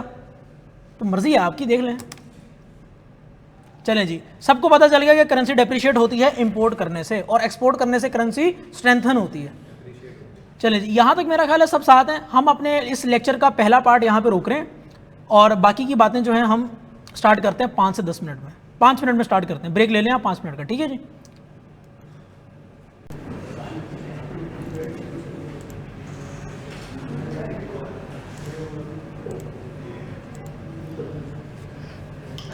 जी सर, सब साथ हैं? लेक्चर के सेकंड पार्ट की तरफ आ जाएं, और ऑनलाइन वालों को मेरी आवाज़ क्लियर है? प्लीज़ कंफर्म करेंगे। चलें जी, स्टार्ट करते हैं। सर अब सिनेरियो ये है कि इस पर्टिकुलर फाइनेंस एक्ट में, इस बार जो फाइनेंस एक्ट आया, फाइनेंस एक्ट 2025 का, for tax year 2026। Tax year 2026 क्या होता है इंशाल्लाह आपको ये इनकम टैक्स में जाके पता चल जाएगा जब हम चैप्टर 4 पढ़ेंगे। बट ये जो सेक्शन मैं अभी पढ़ाने लगा हूँ ना आपको, ये सेक्शन अभी न्यूली इंट्रोड्यूस्ड सेक्शन है, ठीक है? मतलब इस बात का क्या होता है, इस बात का क्या मतलब होता है जब मैं बोलता हूँ कोई चीज़ नहीं आई है इस बार, कि अब ये पेपर पॉइंट ऑफ व्यू से जो है ना इम्पॉर्टेंट हो गई है, ठीक है? मतलब अब ये नया सेक्शन है टैक्स का, तो टैक्स का लॉ चेंज हो गया है, और जो टैक्स का पेपर है वो भी एज पर दी अपडेटेड या रीसेंट लॉ की बेसिस पे आता है। तो इसके जो टेस्टिंग के चांसेस हैं वो ज़्यादा हो गए हैं। मेरी बात समझाइए। तो ये है क्या, आपको पता होगा कि पाकिस्तान में जो ऑनलाइन गुड्स परचेज करने का या सेल करने का, या जो ई कॉमर्स का जो ट्रेंड है ना, वो बढ़ गया है, ऐसा है। ई कॉमर्स का जो ट्रेंड है वो पाकिस्तान में बढ़ गया है। इस वजह से लाजमी था कि जितना भी ये अनडॉक्यूमेंटेड सेक्टर था ना, अनडॉक्यूमेंटेड सेक्टर, जो लोग अपने घर से बैठे ऑनलाइन चीज़ें बेच रहे हैं, कोई टैक्स नहीं दे रहा। जो लोग फूड पांडा पे सपोज कर लें, आप कहीं से ऑर्डर कर रहे हैं, किसी के घर से कोई चीज़ आ रही है, कोई रेस्टोरेंट कोई चीज़ अगर ऑनलाइन भेज रहा है, कोई रिकॉर्ड नहीं रख रहा, कोई इसका टैक्स नहीं दे रहा, कोई टैक्स ना काट रहा है ना कोई गवर्नमेंट को दे रहा है। कहने का मतलब ये है कि जितना भी अनडॉक्यूमेंटेड सेक्टर था, इस सारे सेक्टर को हमने डॉक्यूमेंट किस तरह से किया है कि हमने उनके लिए लायबल कर दिया है उनको कि वो अपने आप को क्या करवाएं, अब टैक्स में रजिस्टर करवाएं। अच्छा, अब ये रिक्वायरमेंट सेल्स टैक्स में भी आई है और ये रिक्वायरमेंट इनकम टैक्स में भी आई है। इनकम टैक्स की रिक्वायरमेंट पढ़ेंगे जब चैप्टर नंबर 7-8 पढ़ेंगे। अभी क्या पढ़ लें, अगर अच्छा अगर अभी आप इसको सही से समझ लेंगे ना, जो सेल्स टैक्स की रिक्वायरमेंट है, तो इनकम टैक्स की भी सेम ही है, टैक्सेशन एक ही होती है। वहाँ भी बताया हुआ है कंप्लीटनेस के लिए, यहाँ भी बताया हुआ है। अब मेरी बात को गौर से सुनिएगा कि जब इस तरह की ट्रांजैक्शंस हो रही थी और अनडॉक्यूमेंटेड सेक्टर था, तो इसको हमने उस टैक्स के एम्बिट में लाने के लिए, टैक्स की कलेक्शन के लिए इनके ऊपर भी क्या कोई नया रूल बनाना था ना, कि भाई ये लोग जो हैं जब ट्रांजैक्शन करेंगे ये इतना टैक्स देंगे हमें। अब होता क्या है, सप्लाई चेन का आपको पता है ना कैसी होती है, कैसी होती है? मैन्युफैक्चरर होता है, खत्म, डिस्ट्रीब्यूटर होता है, होलसेलर होता है, रिटेलर होता है, फिर एंड कंज्यूमर। जो ई कॉमर्स की चीजें हैं, यहां पे सप्लाई चेन क्या होती है आप लोग बताएं अपने नॉलेज से मुझे, मेरे नॉलेज में भी ये फाका करें। जी बेटा, डायरेक्ट, अच्छा ठीक है, डायरेक्ट एंड कंज्यूमर होता है, लेकिन अच्छा चलिए for the sake of example मैं आपको एक और भी चीज़ बता दूं कि आप फूड पांडा की एग्जांपल ले लें अपने जहन में, या दराज की एग्जांपल ले लें अपने जहन में, या कोई और OLX की एग्जांपल ले लें अपने जहन में। अब मुझे ज़रा इसको जहन में रखते हुए बताएं कि किस तरह की सप्लाई चेन बनती है। बताएं बेटा, आप लोग ऑर्डर करते हैं चीज़, ऑर्डर कौन करता है? Buyer buyer buyer buyer order करता है और उधर से सप्लायर चीज़ देता है। लेकिन क्या ये दोनों डायरेक्टली एक दूसरे के साथ कम्युनिकेट कर रहे होते हैं या किसी के थ्रू डील कर रहे होते हैं? ये आपको 3 पार्टीज नजर आने लगी हैं आपके जहन में, आपकी जो वो बादल बन रहा है ना, टॉम एंड जेरी वाला बादल जो बन रहा है, अब 3 चीजें आपको नजर आने लगी हैं। एक तरफ बायर खड़ा हुआ है और एक तरफ सप्लायर है, और इनके बीच में जो जिसने इन दोनों को लिंक किया हुआ है वो क्या है? कोई ऑनलाइन प्लेटफॉर्म है, कोई ऑनलाइन अपवर्क का पता है किसी को? अपवर्क, जिसके ऊपर आप ऑनलाइन काम कर रहे होते हैं। अब ये वाला प्लेटफॉर्म भी, भाई किसी को सर्विसेज चाहिए तो वो अपवर्क पे आएगा, आके सर्विसेज की डिमांड करेगा, और जो जिसके पास सर्विस का नॉलेज है, जिसके पास सफिशिएंट नॉलेज है कि वो काम कर सके, वो उसको सर्विस दे देगा। इसी तरह आप OLX से कोई चीज़ खरीदेंगे और आप जिसके पास चीज़ होगी वो आपको चीज़ दे देगा, ट्रांसफ़र करवा देगा। अब मुझे एक बात बताएं कि जब आप फूड पांडा से कोई चीज़ सपोज करें ऑर्डर करते हैं, आप हैं बायर, जो दूसरी तरफ पार्टी है वो है सप्लायर, चीज़ ऑर्डर हो रही है फूड पांडा से और डिलीवरी भी कर रहा है एक बंदा उसकी डिलीवरी भी कर रहा है, फूड पांडा का ही राइडर होता है जो डिलीवरी कर रहा होता है। अब दूसरा सिनेरियो बनाते हैं, एक तरफ है आप बायर एक तरफ है आप बायर, आपने कोई चीज़, आपने कोई कार या कोई अपने फर्नीचर या कोई भी और चीज़ आपने परचेज की OLX से। OLX बीच में एक ऐसा प्लेटफॉर्म बना जिसके अंदर सारी की सारी चीज़ें आ रही थी जो आपको चाहिए थी, और दूसरी तरफ कौन है? जो सप्लाई करने वाला है आपको, सही है। एक तरफ बायर है, एक तरफ सप्लायर है, बीच में क्या है? OLX है। और इसके बाद सपोज करें चीज़ आपको पसंद आ गई, आपका रेट एग्री हो गया, सप्लायर ने कोई कोरियर वाला करवाया होगा, वो कोरियर वाले के पास चीज़ आई होगी, उसने चीज़ उठा के आपके घर के दरवाजे तक पहुंचा दी होगी। यार ये मॉडल समझ आ रहा है? मैं इसी दुनिया की बातें कर रहा हूँ, ऐसा ही होता है ना। अच्छा, तो अब मुझे बताएं कि कुछ पार्टीज हमें नज़र आ रही हैं, एक आ रहा है बायर, एक आ रहा है सप्लायर, एक आ रहा है वो ऑनलाइन प्लेटफॉर्म जिसके थ्रू हम उसके साथ कनेक्ट हुए थे, और चौथा कौन आ रहा है जी? चौथा है वो राइडर या वो कोरियर सर्विस आ रही है। तो अब ये 4 चीज़ें हैं, इसको अपने जहन में रखिएगा। मैंने क्या क्या बताया 4, एक बार ज़रा रिपीट कर दें मुझे। एक है हमारे पास बायर, फिर कौन है? एक वो प्लेटफॉर्म है ऑनलाइन प्लेटफॉर्म, और उसके बाद चौथा ये जो कोरियर सर्विस वाला है ये। अब इसको जहन में रखते हुए ये सारी पहले डेफिनेशन समझें, बेसिक डेफिनेशंस, और इसके बाद हम आते हैं इसके टैक्स ट्रीटमेंट के ऊपर। सर ये सेक्शन का नाम क्या है? और मैंने क्या बोला, ये इंपॉर्टेंट सेक्शन इसलिए है क्योंकि इसी फाइनेंस एक्ट में आया है, तो कमिंग एग्जाम के लिए क्या होगा, फिर ये रेलेवेंट हो जाएगा। लिख लें अपने पास इसको, ठीक है जी। ऐसा चलें, ऑनलाइन वाले प्लीज सब साथ हैं, चलें जी सब साथ हैं। बिल्कुल बेटा, फाइवर और अपवर्क ऐसा ही है। सर ई कॉमर्स क्या है? ई कॉमर्स, ये बेसिक डेफिनेशन समझ लीजिएगा इंशाल्लाह, अगर ये समझ ली तो नीचे टैक्सेशन समझते हुए आपको मुश्किल नहीं होगी। E commerce, what is e commerce? कहते हैं कि मींस सेल करो या परचेज करो of the goods conducted over the computer network through the website हो सकती है, मोबाइल एप्लीकेशन हो सकती है, या कोई ऑनलाइन मार्केट प्लेस हो सकती है।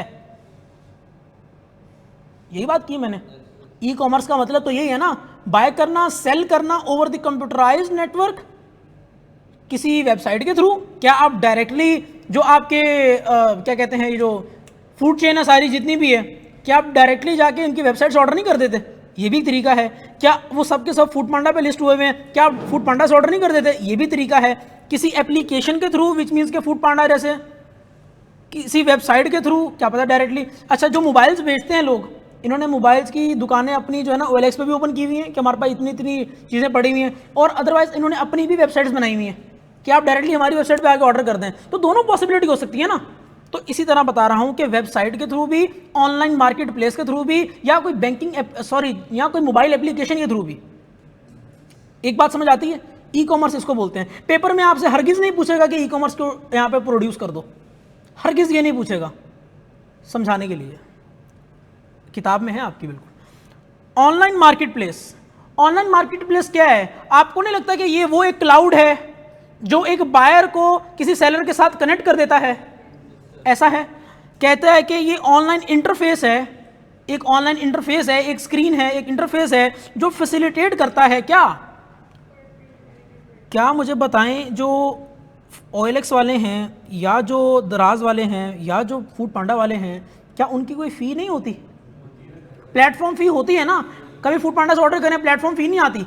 आती है यार। तो ये प्लेटफॉर्म फ़ी उनकी है जो आपको वो इतना फैसिलिटेट कर रहे हैं कि आप किसी और से जाके एट द सेम टाइम पूरे एरिया, आपसे, आपके एरिया से रिलेटेड जितने भी बायर सप्लायर्स हैं सब एक ही जगह पे आ जाएंगे।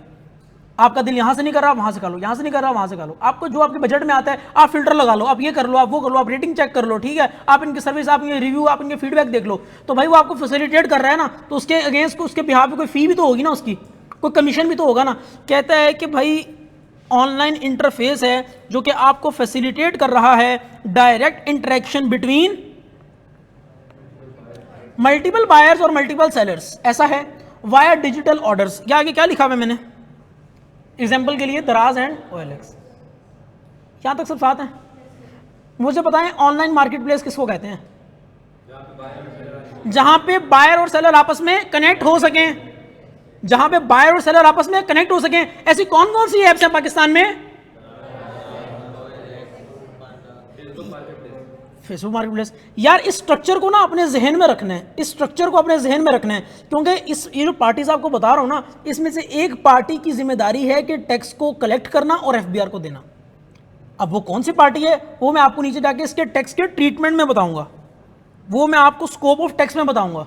लेकिन इन पार्टीज को अपने जहन में रखना जरूरी है यार।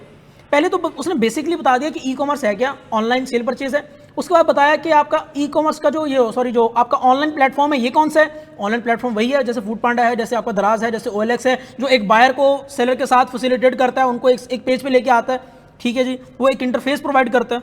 उसके बाद सबको पता है क्या होता है? कोरियर। आप मुझे देख रहे हैं या उधर देख रहे हैं?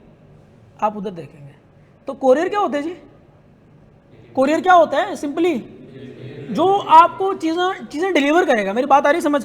मतलब वो एंटिटी है या वो लोग हैं जो इंगेज हैं डिलीवरी ऑफ गुड्स में, ये इसमें भी इन्वॉल्व होते हैं। और आपको पता है जब डिलीवरी वाला आपके घर आता है चीज़ लेके तो आपसे पैसे भी लेता है, तो कलेक्शन ऑफ कैश भी इन्हीं का काम है, कलेक्शन ऑफ कैश भी इन्हीं का काम है। ऐसा है। अब ये एक बात की है, किसी के जहन में सवाल आ रहा होगा, सर ऑनलाइन पेमेंट भी तो हो जाती है?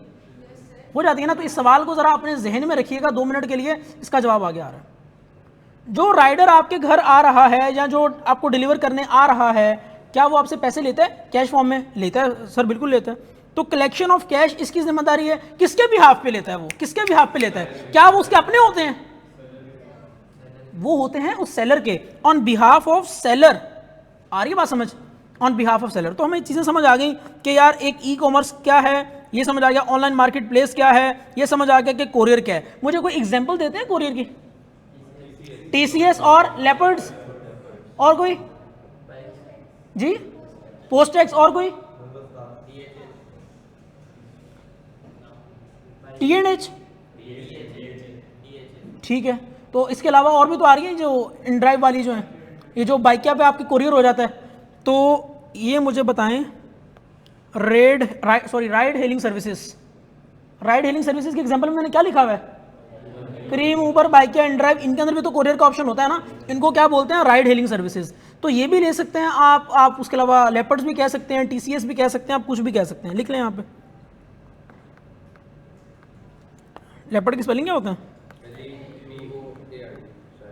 चलें जी, होते हैं जो भी होते हैं, खैर लेपर्ड ही है ना, बता दें यार क्या होते हैं सही स्पेलिंग? LEO, अगर ये ना हुए ना, चलें सही है, लेपर्ड। और कौन सा? TCS, ऐसा है। और क्या? पोस्ट एक्स, ऐसा है। ये एग्जांपल्स आपने जहन में आ गई। तो आप एक काम करें, छोटा सा एक काम करें, अपने नोट्स पे लिखें ई-कॉमर्स, सिर्फ एक वर्ड लिखें, ई-कॉमर्स लिखें, ऑनलाइन मार्केट प्लेस लिखें कोरियर, और उसके बाद लिखें पेमेंट इंटरमीडियरी। ये 4 वर्ड्स पहले अपने पास लिखें, लाइन में 4 वर्ड्स अपने पास लिखें, e-commerce, online marketplace, courier. और ई-कॉमर्स के आगे लिख लें आप, क्या लिखेंगे आप? कि ये ओवर द कंप्यूटर नेटवर्क एक सेल या परचेज है, purchase over the computer network, simple लिख लें। उसके बाद ऑनलाइन मार्केट प्लेस पे लिखें कि ये इंटरफेस है जो कनेक्ट करवाता है किसको? बायर या सेलर को, बिल्कुल अपनी जुबान में लिख लें, कोई मसला नहीं है। उसके बाद कोरियर के आगे लिख लें जो डिलीवरी करता है चीज़ों की और कैश की कलेक्शन का रिस्पॉन्सिबल होता है ऑन बिहाफ ऑफ ऑनलाइन वाले। क्या सब साथ हैं? क्या ऑनलाइन वाले सब साथ हैं?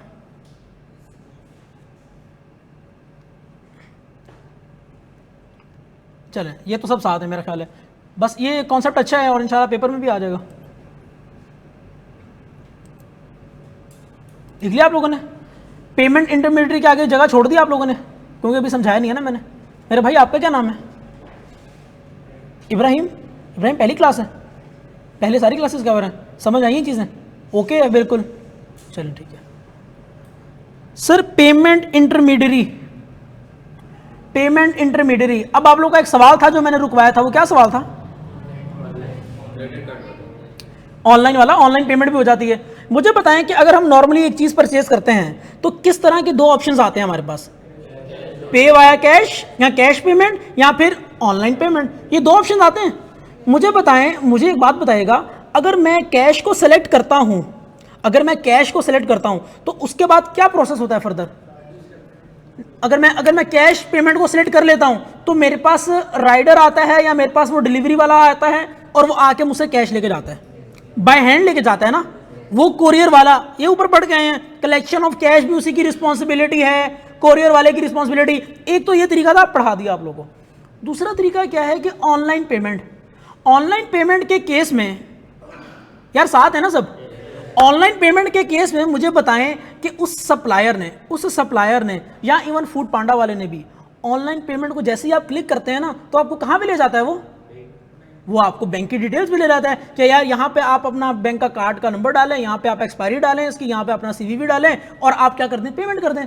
आपके कार्ड से पेमेंट कट जाएगी, चाहे आप MCB का कार्ड यूज कर रहे हैं, फैजल का यूज कर रहे हैं, वीजा कर रहे हैं, मास्टर कार्ड किसी भी और का कर रहे हैं, या इवन आप जैस कैश का कार्ड यूज कर रहे हैं, आप इजी पैसा, वो नया पे, सादा पे का कार्ड यूज कर रहे हैं। कहने का मतलब ये सारे जितने भी लोग हैं ये किससे वाबस्ते हैं?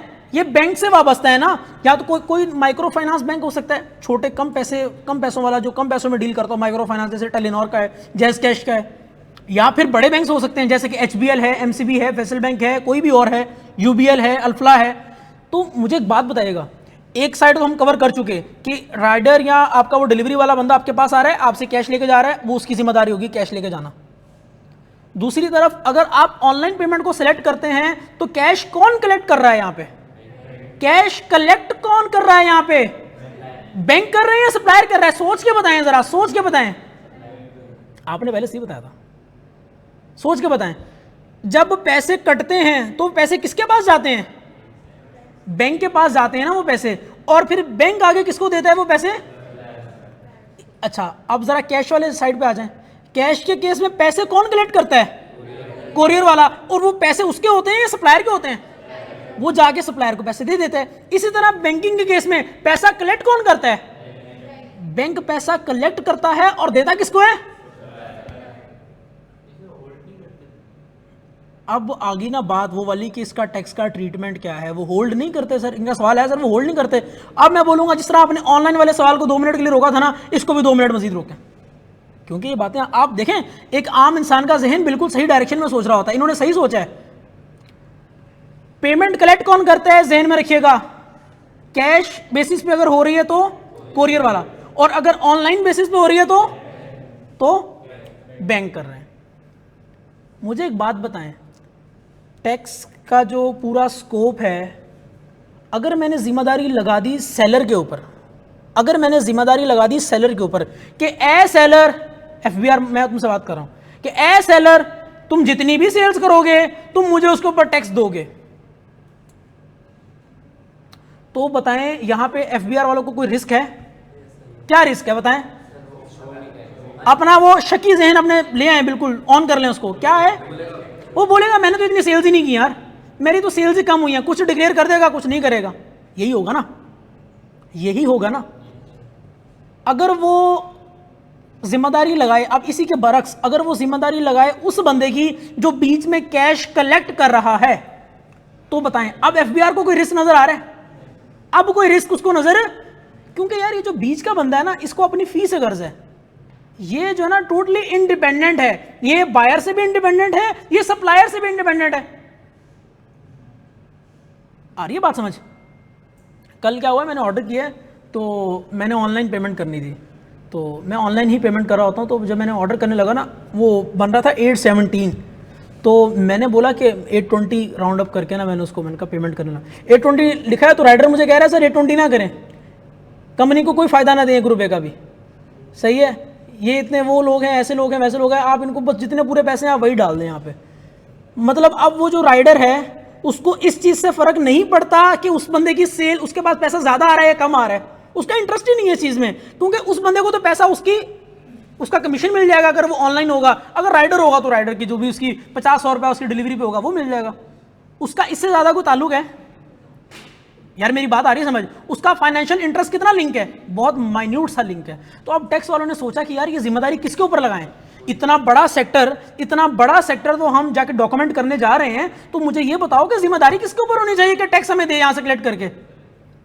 उसने बोला कि जिम्मेदारी तुम लगा दो 2 बंदों के ऊपर। जिम्मेदारी अगर तो तुमने कैश बेसिस पे सप्लाई की है तो जिम्मेदारी लगा दो उस राइडर के ऊपर या उस कोरियर के ऊपर, उस कोरियर कंपनी के ऊपर, और अगर तुमने ऑनलाइन पेमेंट की है तो तुम जिम्मेदारी लगा दो किसके ऊपर? क्योंकि ना वो पैसा कोरियर वाले का है ना वो पैसा बैंक का है। जब इन लोगों के ऊपर जिम्मेदारी लगा दी ना टैक्स को डिडक्ट करने की, कलेक्ट करने की, विदहेल्ड करने की, विदहोल्ड करने की। विदहोल्ड का मतलब क्या होता है, कलेक्ट का मतलब क्या होता है, डिडक्ट का मतलब क्या होता है, बता देता हूं। जब इन लोगों की जिम्मेदारी लगा दी ना तो टैक्स वाले का जो रिस्क है वो कम हो गया।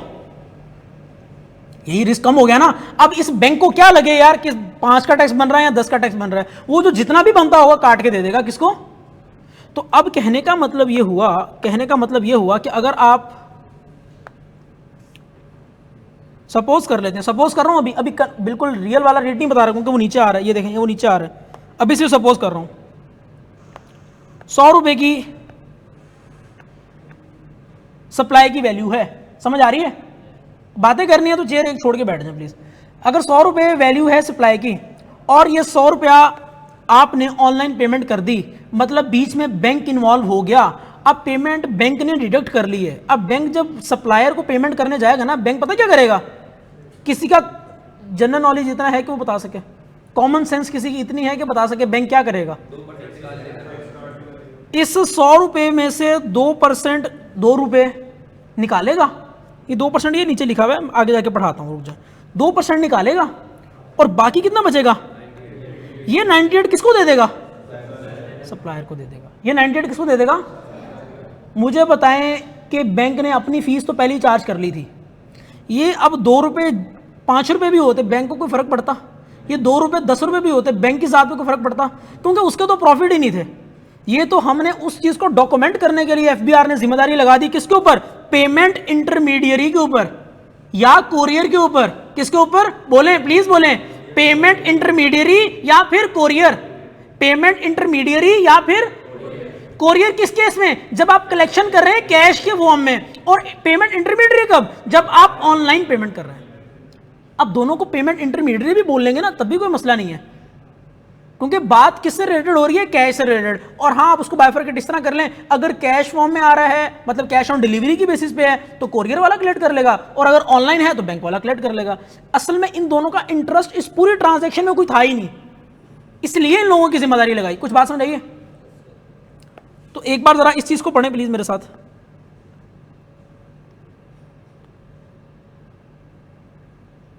ये पॉइंट्स आप लोग को नजर आ रहे हैं? ये सिर्फ आप लोग की अंडरस्टैंडिंग के लिए हैं। ये सिर्फ अंडरस्टैंड नजर आ रहे हैं आप लोगों को? ये सिर्फ अंडरस्टैंडिंग के लिए, बुक में कहीं नहीं लिखे हुए, आप लोगों ने याद भी नहीं करने। क्या कह रहे हैं यार? Why tax collection duty is on the banks not on the राज, या नॉट ऑन जो है ना वो सप्लायर।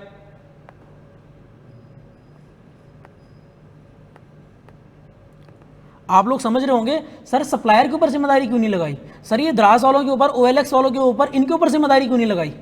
ये जिम्मेदारी राइडर की ही क्यों लगाई? ये कोरियर वाले की ही क्यों लगाई? ये जिम्मेदारी बैंक की ही क्यों लगाई? क्योंकि ये वो बंदे थे जिनका लीस्ट इंटरेस्ट था इस पूरी ट्रांजैक्शन के अंदर। ये इन्फ्लुएंस नहीं हो सकते, ये एसोसिएट नहीं हो सकते, तो इनको फर्क नहीं पड़ता कि टैक्स ज्यादा कटे या कम कटे, इसलिए सेफर साइड पे इनके ऊपर लगा दी। क्यों भाई? कहता है कि न्यूट्रल इंटरमीडियरी हैं ये लोग। क्या हैं? न्यूट्रल है। ये कहते हैं कि ईज ऑफ इन्फोर्समेंट है। ईज ऑफ इन्फोर्समेंट मतलब क्या है? आप नया कोई कानून लाए हैं, आपने लागू करना है पूरे पाकिस्तान में, कैसे करेंगे? बैंकिंग सेक्टर अल्हम्दुलिल्लाह इतना अच्छा है कि उसके पास हर चीज़ का कंट्रोल है, उसके पास इतने सॉफ्टवेयर हैं, इतनी चीज़ें हैं कि वो पूरे पाकिस्तान की जो इकॉनमी है उसको डॉक्यूमेंट करवा सकता है। इतना कंट्रोल है क्योंकि हर बंदे का वास्ता पड़ता है ना बैंक से। ऐसा कौन है जिसका वास्ता नहीं पड़ता? तो बैंक के पास इतना है कि वो कोई बंदा आए उसे CNIC ले लो, पकड़ लो, ये बंदा रजिस्टर्ड नहीं है, FBR चाहे तो जिम्मेदारी लगा दे, तुम्हारी प्रमाइसिस के अंदर जो भी बंदे हैं सबका CNIC लो, कलेक्ट करो, मुझे भेजो, मैं देखूंगा इसमें से कौन कौन से रजिस्टर्ड हैं, कौन कौन से नहीं है। चाहे तो बैंक की जिम्मेदारी लगा दे, यार जो बंदा भी तुम्हारे पास एक महीने में 10 लाख से ज्यादा की ट्रांजेक्शन करता है ना, मुझे उसका नाम जरूर बताया करो। आ रही बात समझ? होगा क्या ऐसे? यार जो बंदा 10 लाख से ज्यादा की ट्रांजेक्शन कर रहा है, मुझे चेक ये करना है कि ये लोग रजिस्टर्ड हैं भी कि नहीं है, ये लोग टैक्स के एम्बिट में हैं भी कि नहीं है, तो जिम्मेदारी लगा सकते हैं। और बैंक जो है वो ये काम करेंगे फिर FBR के कहने पे। कहते हैं कि there are thousand of online marketplace. ऐसी तो बहुत सारी मार्केट प्लेसेस हैं, but only a few dozen banks और पेमेंट्स, मतलब जो बैंक्स हैं या जो पेमेंट के प्लेटफॉर्म है वो बहुत कम है। गिनती के कितने बैंक्स होंगे पाकिस्तान में? कोई 15 होंगे या 20 होंगे, और उसके बाद जो माइक्रो फाइनेंस बैंक भी मिला लें आप तो कोई 20-25। लेकिन ये इस तरह के ऑनलाइन प्लेटफॉर्म्स और वेबसाइट्स तो बहुत ही ज़्यादा हैं, इनको कंट्रोल में लाना मुश्किल है, हालांकि बैंक्स को कंट्रोल करना आसान है। ऐसे है, मतलब मैं अगर इस पूरी क्लास में से किसी एक बंदे को बोल दूं कि यार इन सबका होमवर्क तुमने देखना है, तो मैं तो एक ही बंदे से पूछ रहा हूँ ना, बाकी वो आगे सबसे जाके पूछेगा। तो ऐसा है कुछ, समझ आई मिसाल मेरी? इसके बाद कहता है कि जो बैंक है ना, जहाँ पेमेंट, कहता है ये पेमेंट प्रोसेसर है, is only actually transferring money to seller. ये सिर्फ इस चीज़ के अंदर इन्वॉल्व है, कहता है कि इसका अपना कोई direct interest, banks act as a neutral third party के तौर पर एक्ट करता है, इसका कोई इंटरेस्ट नहीं है। They already have withholding tax system in place. आई बात समझ? मतलब उनके पास ऑलरेडी ये विद होल्ड करने का सिस्टम ऑलरेडी है, उनके सॉफ्टवेयर ऐसे बने हुए हैं, तो हमें वहां पे अगर लेवरेज करना चाह रहे हैं ना पूरे पाकिस्तान में, तो मसला नहीं होगा। इसलिए तो खैर ये वो बातें हैं जिसकी वजह से बैंक की जिम्मेदारी लगाई गई, पेमेंट इंटरमीडियरी और कोरियर वाले। अब आ जाए जरा इसके ऊपर वापस, मुझे बताएं कि कॉटेज इंडस्ट्री क्या थी और अदर देन टायर 1 रिटेलर्स क्या थे? पता है ना आप लोगों को कॉटेज इंडस्ट्री, वो 4 रिक्वायरमेंट्स, और टायर 1 रिटेलर्स भी आपको बता दिए थे मैंने, वो बड़े बड़े, छोटे वाले जो उसके अलावा होंगे वो सारे छोटे होंगे। कहता है कि भाई एक्सेप्ट फॉर कॉटेज इंडस्ट्री और अदर देन टायर 1 रिटेलर्स, ये छोटे छोटे हैं बड़े बड़े हैं? ये भाई छोटे वाले हैं। कॉटेज इंडस्ट्री छोटा मैन्युफैक्चरर होता है, और अदर देन टायर 1 भी छोटे रिटेलर्स होते हैं। कहता है कि इन 2 लोगों के अलावा, किन 2 लोगों के अलावा? एवरी पर्सन जो भी डिजिटली ऑर्डर कर रहा है goods from with in Pakistan through online market place. अब ये वर्ड ऑनलाइन मार्केट प्लेस का क्या मतलब है वो बता के आ चुका हूं। जो बंदा डिजिटली ऑर्डर कर रहा है, डिजिटली मतलब वेबसाइट से कर रहा है या किसी प्लेटफॉर्म के थ्रू कर रहा है, बता चुका हूं ऊपर। कहता है कि हर वो बंदा सिवाय किन दोनों के, पेपर में ये नहीं पूछेगा, ये नहीं पूछेगा, लेकिन पेपर में ये जरूर पूछेगा जो अब पढ़ा रहा हूं कि किस किस बंदे के लिए ई कॉमर्स में रजिस्ट्रेशन लाजमी है। तो आप क्या जवाब देंगे उसको कि वो बंदा जो कॉटेज इंडस्ट्री नहीं है और वो बंदा जो अदर देन टायर 1 रिटेलर है, नहीं है। हाँ, जो नहीं है, अगर हम नहीं पे चल रहे हैं इसका मतलब जो कॉटेज इंडस्ट्री नहीं है और जो अदर देन टायर 1 रिटेलर्स हैं। उल्टा फिर हो गया, दोबारा चलते हैं प्लीज। जो कॉटेज इंडस्ट्री है और जो अदर देन टायर 1 रिटेलर हैं, इनके अलावा, इनके अलावा, अब सही है, जो कॉटेज इंडस्ट्री है और जो अदर देन टायर 1 रिटेलर्स हैं, मल्टीप्लाई -1, इनके अलावा उन लोगों को क्या होना है, रजिस्टर होना है अगर वो डिजिटली पूरे पाकिस्तान में goods shall apply for registration. ऐसा ही है, shall apply for registration. Case study आ जाएगी, मैं बता रहा हूं, नया सेक्शन आया है, केस स्टडी आ जाएगी, मैं अभी से बता रहा हूं। पेपर में आ जाए तो लिख के जब आएंगे दुआ दे दीजिएगा, ये आ जाए। और आसान है, आसान है बिल्कुल। कहता है कि every online market place, online market place क्या थी, दराज वगैरह, क्या यहां कहता है कि कोरियर जो भी इन्वॉल्व है ई कॉमर्स के अंदर, कहते हैं कि shall not allow any person to use their service. हुआ क्या, अब इन्होंने ये भी बोल दिया कि जो फूड पांडा है ना, फूड पांडा वाले, दराज वाले, OLX वाले, ये किसी, यहाँ इवन जो है फाइवर वाले, अपवर्क वाले, ये किसी भी बंदे को अपनी सर्विसेज को अवेल करने ही ना दे। किस किस बंदे को, जो टैक्स के अंदर रजिस्टर ही नहीं होगा। इस लाइन को पढ़ें जरा और बताएं, समझ आती है?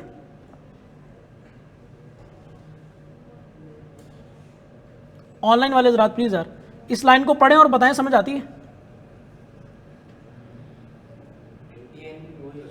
हाँ हाँ, NTN, national tax registration number, यहाँ national tax number.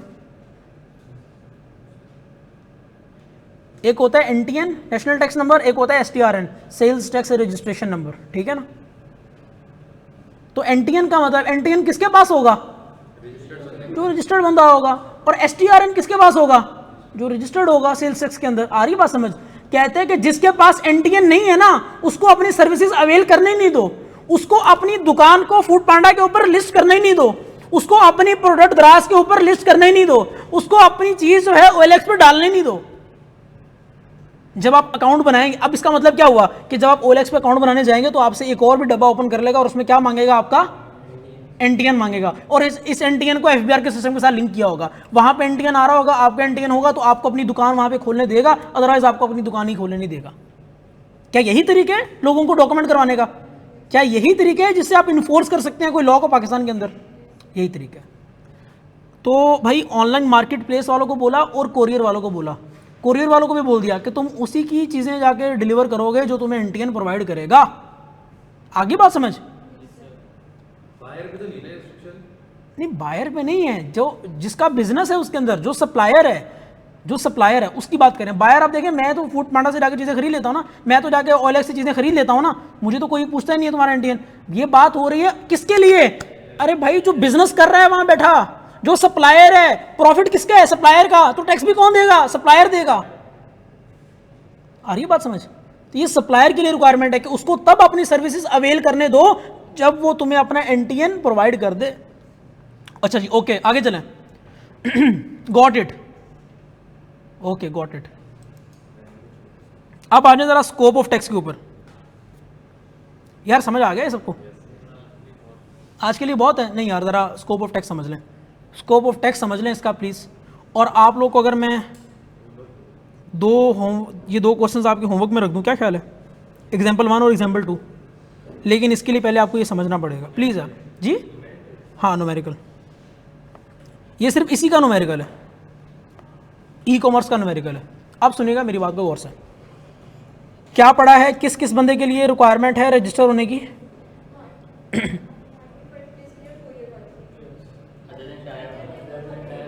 Other than tier 1 और कॉटेज इंडस्ट्री के अलावा। इसका मतलब manufacturers other than cottage industry और retailers other than tier 1 retailers are required to be. लेकिन एक छोटा सा सिनेरियो ये भी है कि यार क्या ये कॉटेज इंडस्ट्री वालों ने टैक्स नहीं देना? क्या ये अदर देन टायर 1 रिटेलर्स वाले जो अपनी चीज़ें बेच रहे हैं, क्या ये प्रॉफिट नहीं कमा रहे ऑनलाइन चीज़ें बेच के? क्या इन्होंने टैक्स नहीं देना? अब इसका जवाब मुझसे सुन लें। रजिस्टर होने की रिक्वायरमेंट किस किस के लिए है? अदर देन कॉटेज इंडस्ट्री और अदर देन टायर 1 रिटेलर। सही है, अदर देन कॉटेज इंडस्ट्री ना। Cottage industry and other than tier 1, other than cottage industry नहीं था। अरे अगर मैं बोलूं रजिस्टर, अगर मैं बोलूं, अरे प्लीज, अगर मैं बोलूं रजिस्टर होने की रिक्वायरमेंट किसके लिए है, तो आप क्या कहेंगे मुझे? अदर देन टायर 1 के लिए। और कॉटेज इंडस्ट्री के अलावा तो अदर देन कॉटेज इंडस्ट्री हुआ ना मेरे भाई। सिंपल अंग्रेजी यही हुई ना उसकी, यही हुई ना। तो इन दोनों के अलावा, लेकिन टैक्स ये भी देंगे। ये कैसे देंगे? यहां पे लिखा हुआ है। इधर आ जाएं प्लीज, मेरे साथ साथ अपने यार नोट्स तो बना लें प्लीज यार एक बार।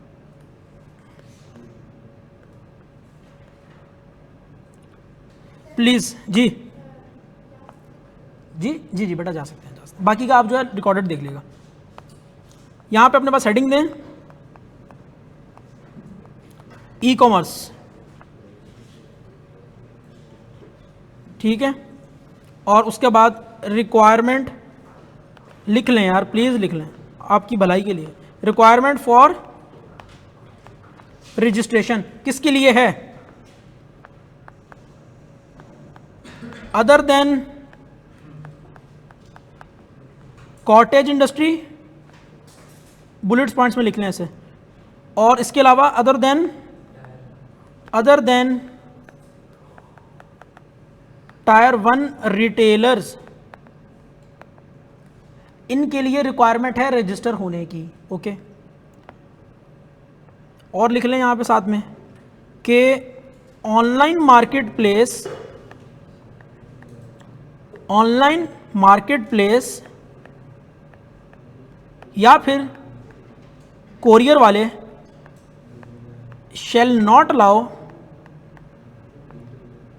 shall not allow to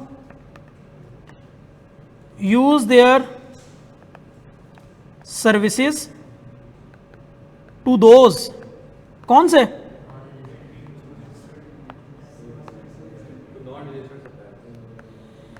who are not registered, who are not registered नहीं, who does not provide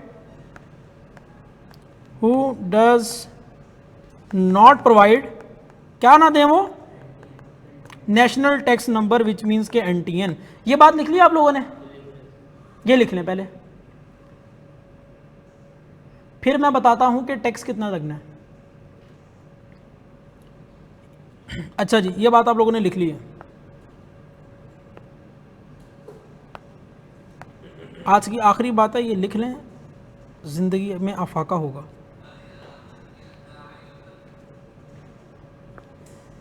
sir आप जो पीडीएफ है, जो नोटिंग वाली पीडीएफ है, जी जी, इसमें आपके जो नोट्स हैं, इसमें आपको लाइक हाईलाइट भी कर रहे हैं आप, जी, वो वाली पीडीएफ सर आप शेयर नहीं करेंगे? ये वाली हाँ, ये जो है ये भी कर दूंगा और ये भी कर दूंगा, लेकिन कब करूंगा? चलें कल परसों कर दूंगा। सर रिवाइज करना है। चलें आज कर दूंगा, और बताएं? ठीक है, आज कर दूंगा, क्लास के बाद रिवाइज करवा देगा। ये लिख लिया आप लोगों ने?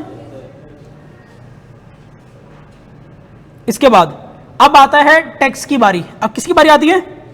अब आती है जी टैक्स की बारी। टैक्स कितना होगा? टैक्स कितना होगा?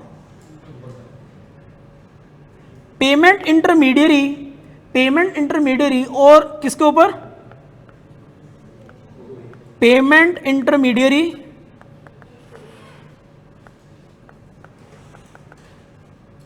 और किसके ऊपर जी? कोरियर के ऊपर। क्या जिम्मेदारी लगाई? पेमेंट इंटरमीडियरी, विच मीन्स के if payment made online, if payment made online, और कोरियर का if cash on delivery, if COD basis. इन दोनों की जिम्मेदारी लगाई है, पेमेंट इंटरमीडियरी और कोरियर की जिम्मेदारी लगाई है कि तुम क्या करोगे? तुम क्या करोगे, तुम डिडक्ट करोगे या फिर विदहोल्ड करोगे।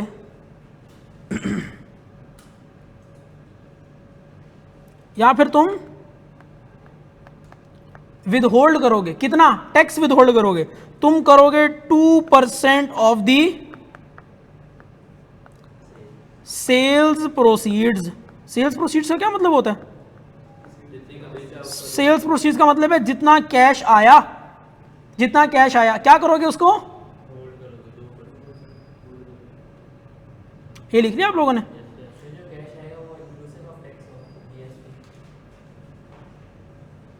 सवाल दोबारा रिपीट करें।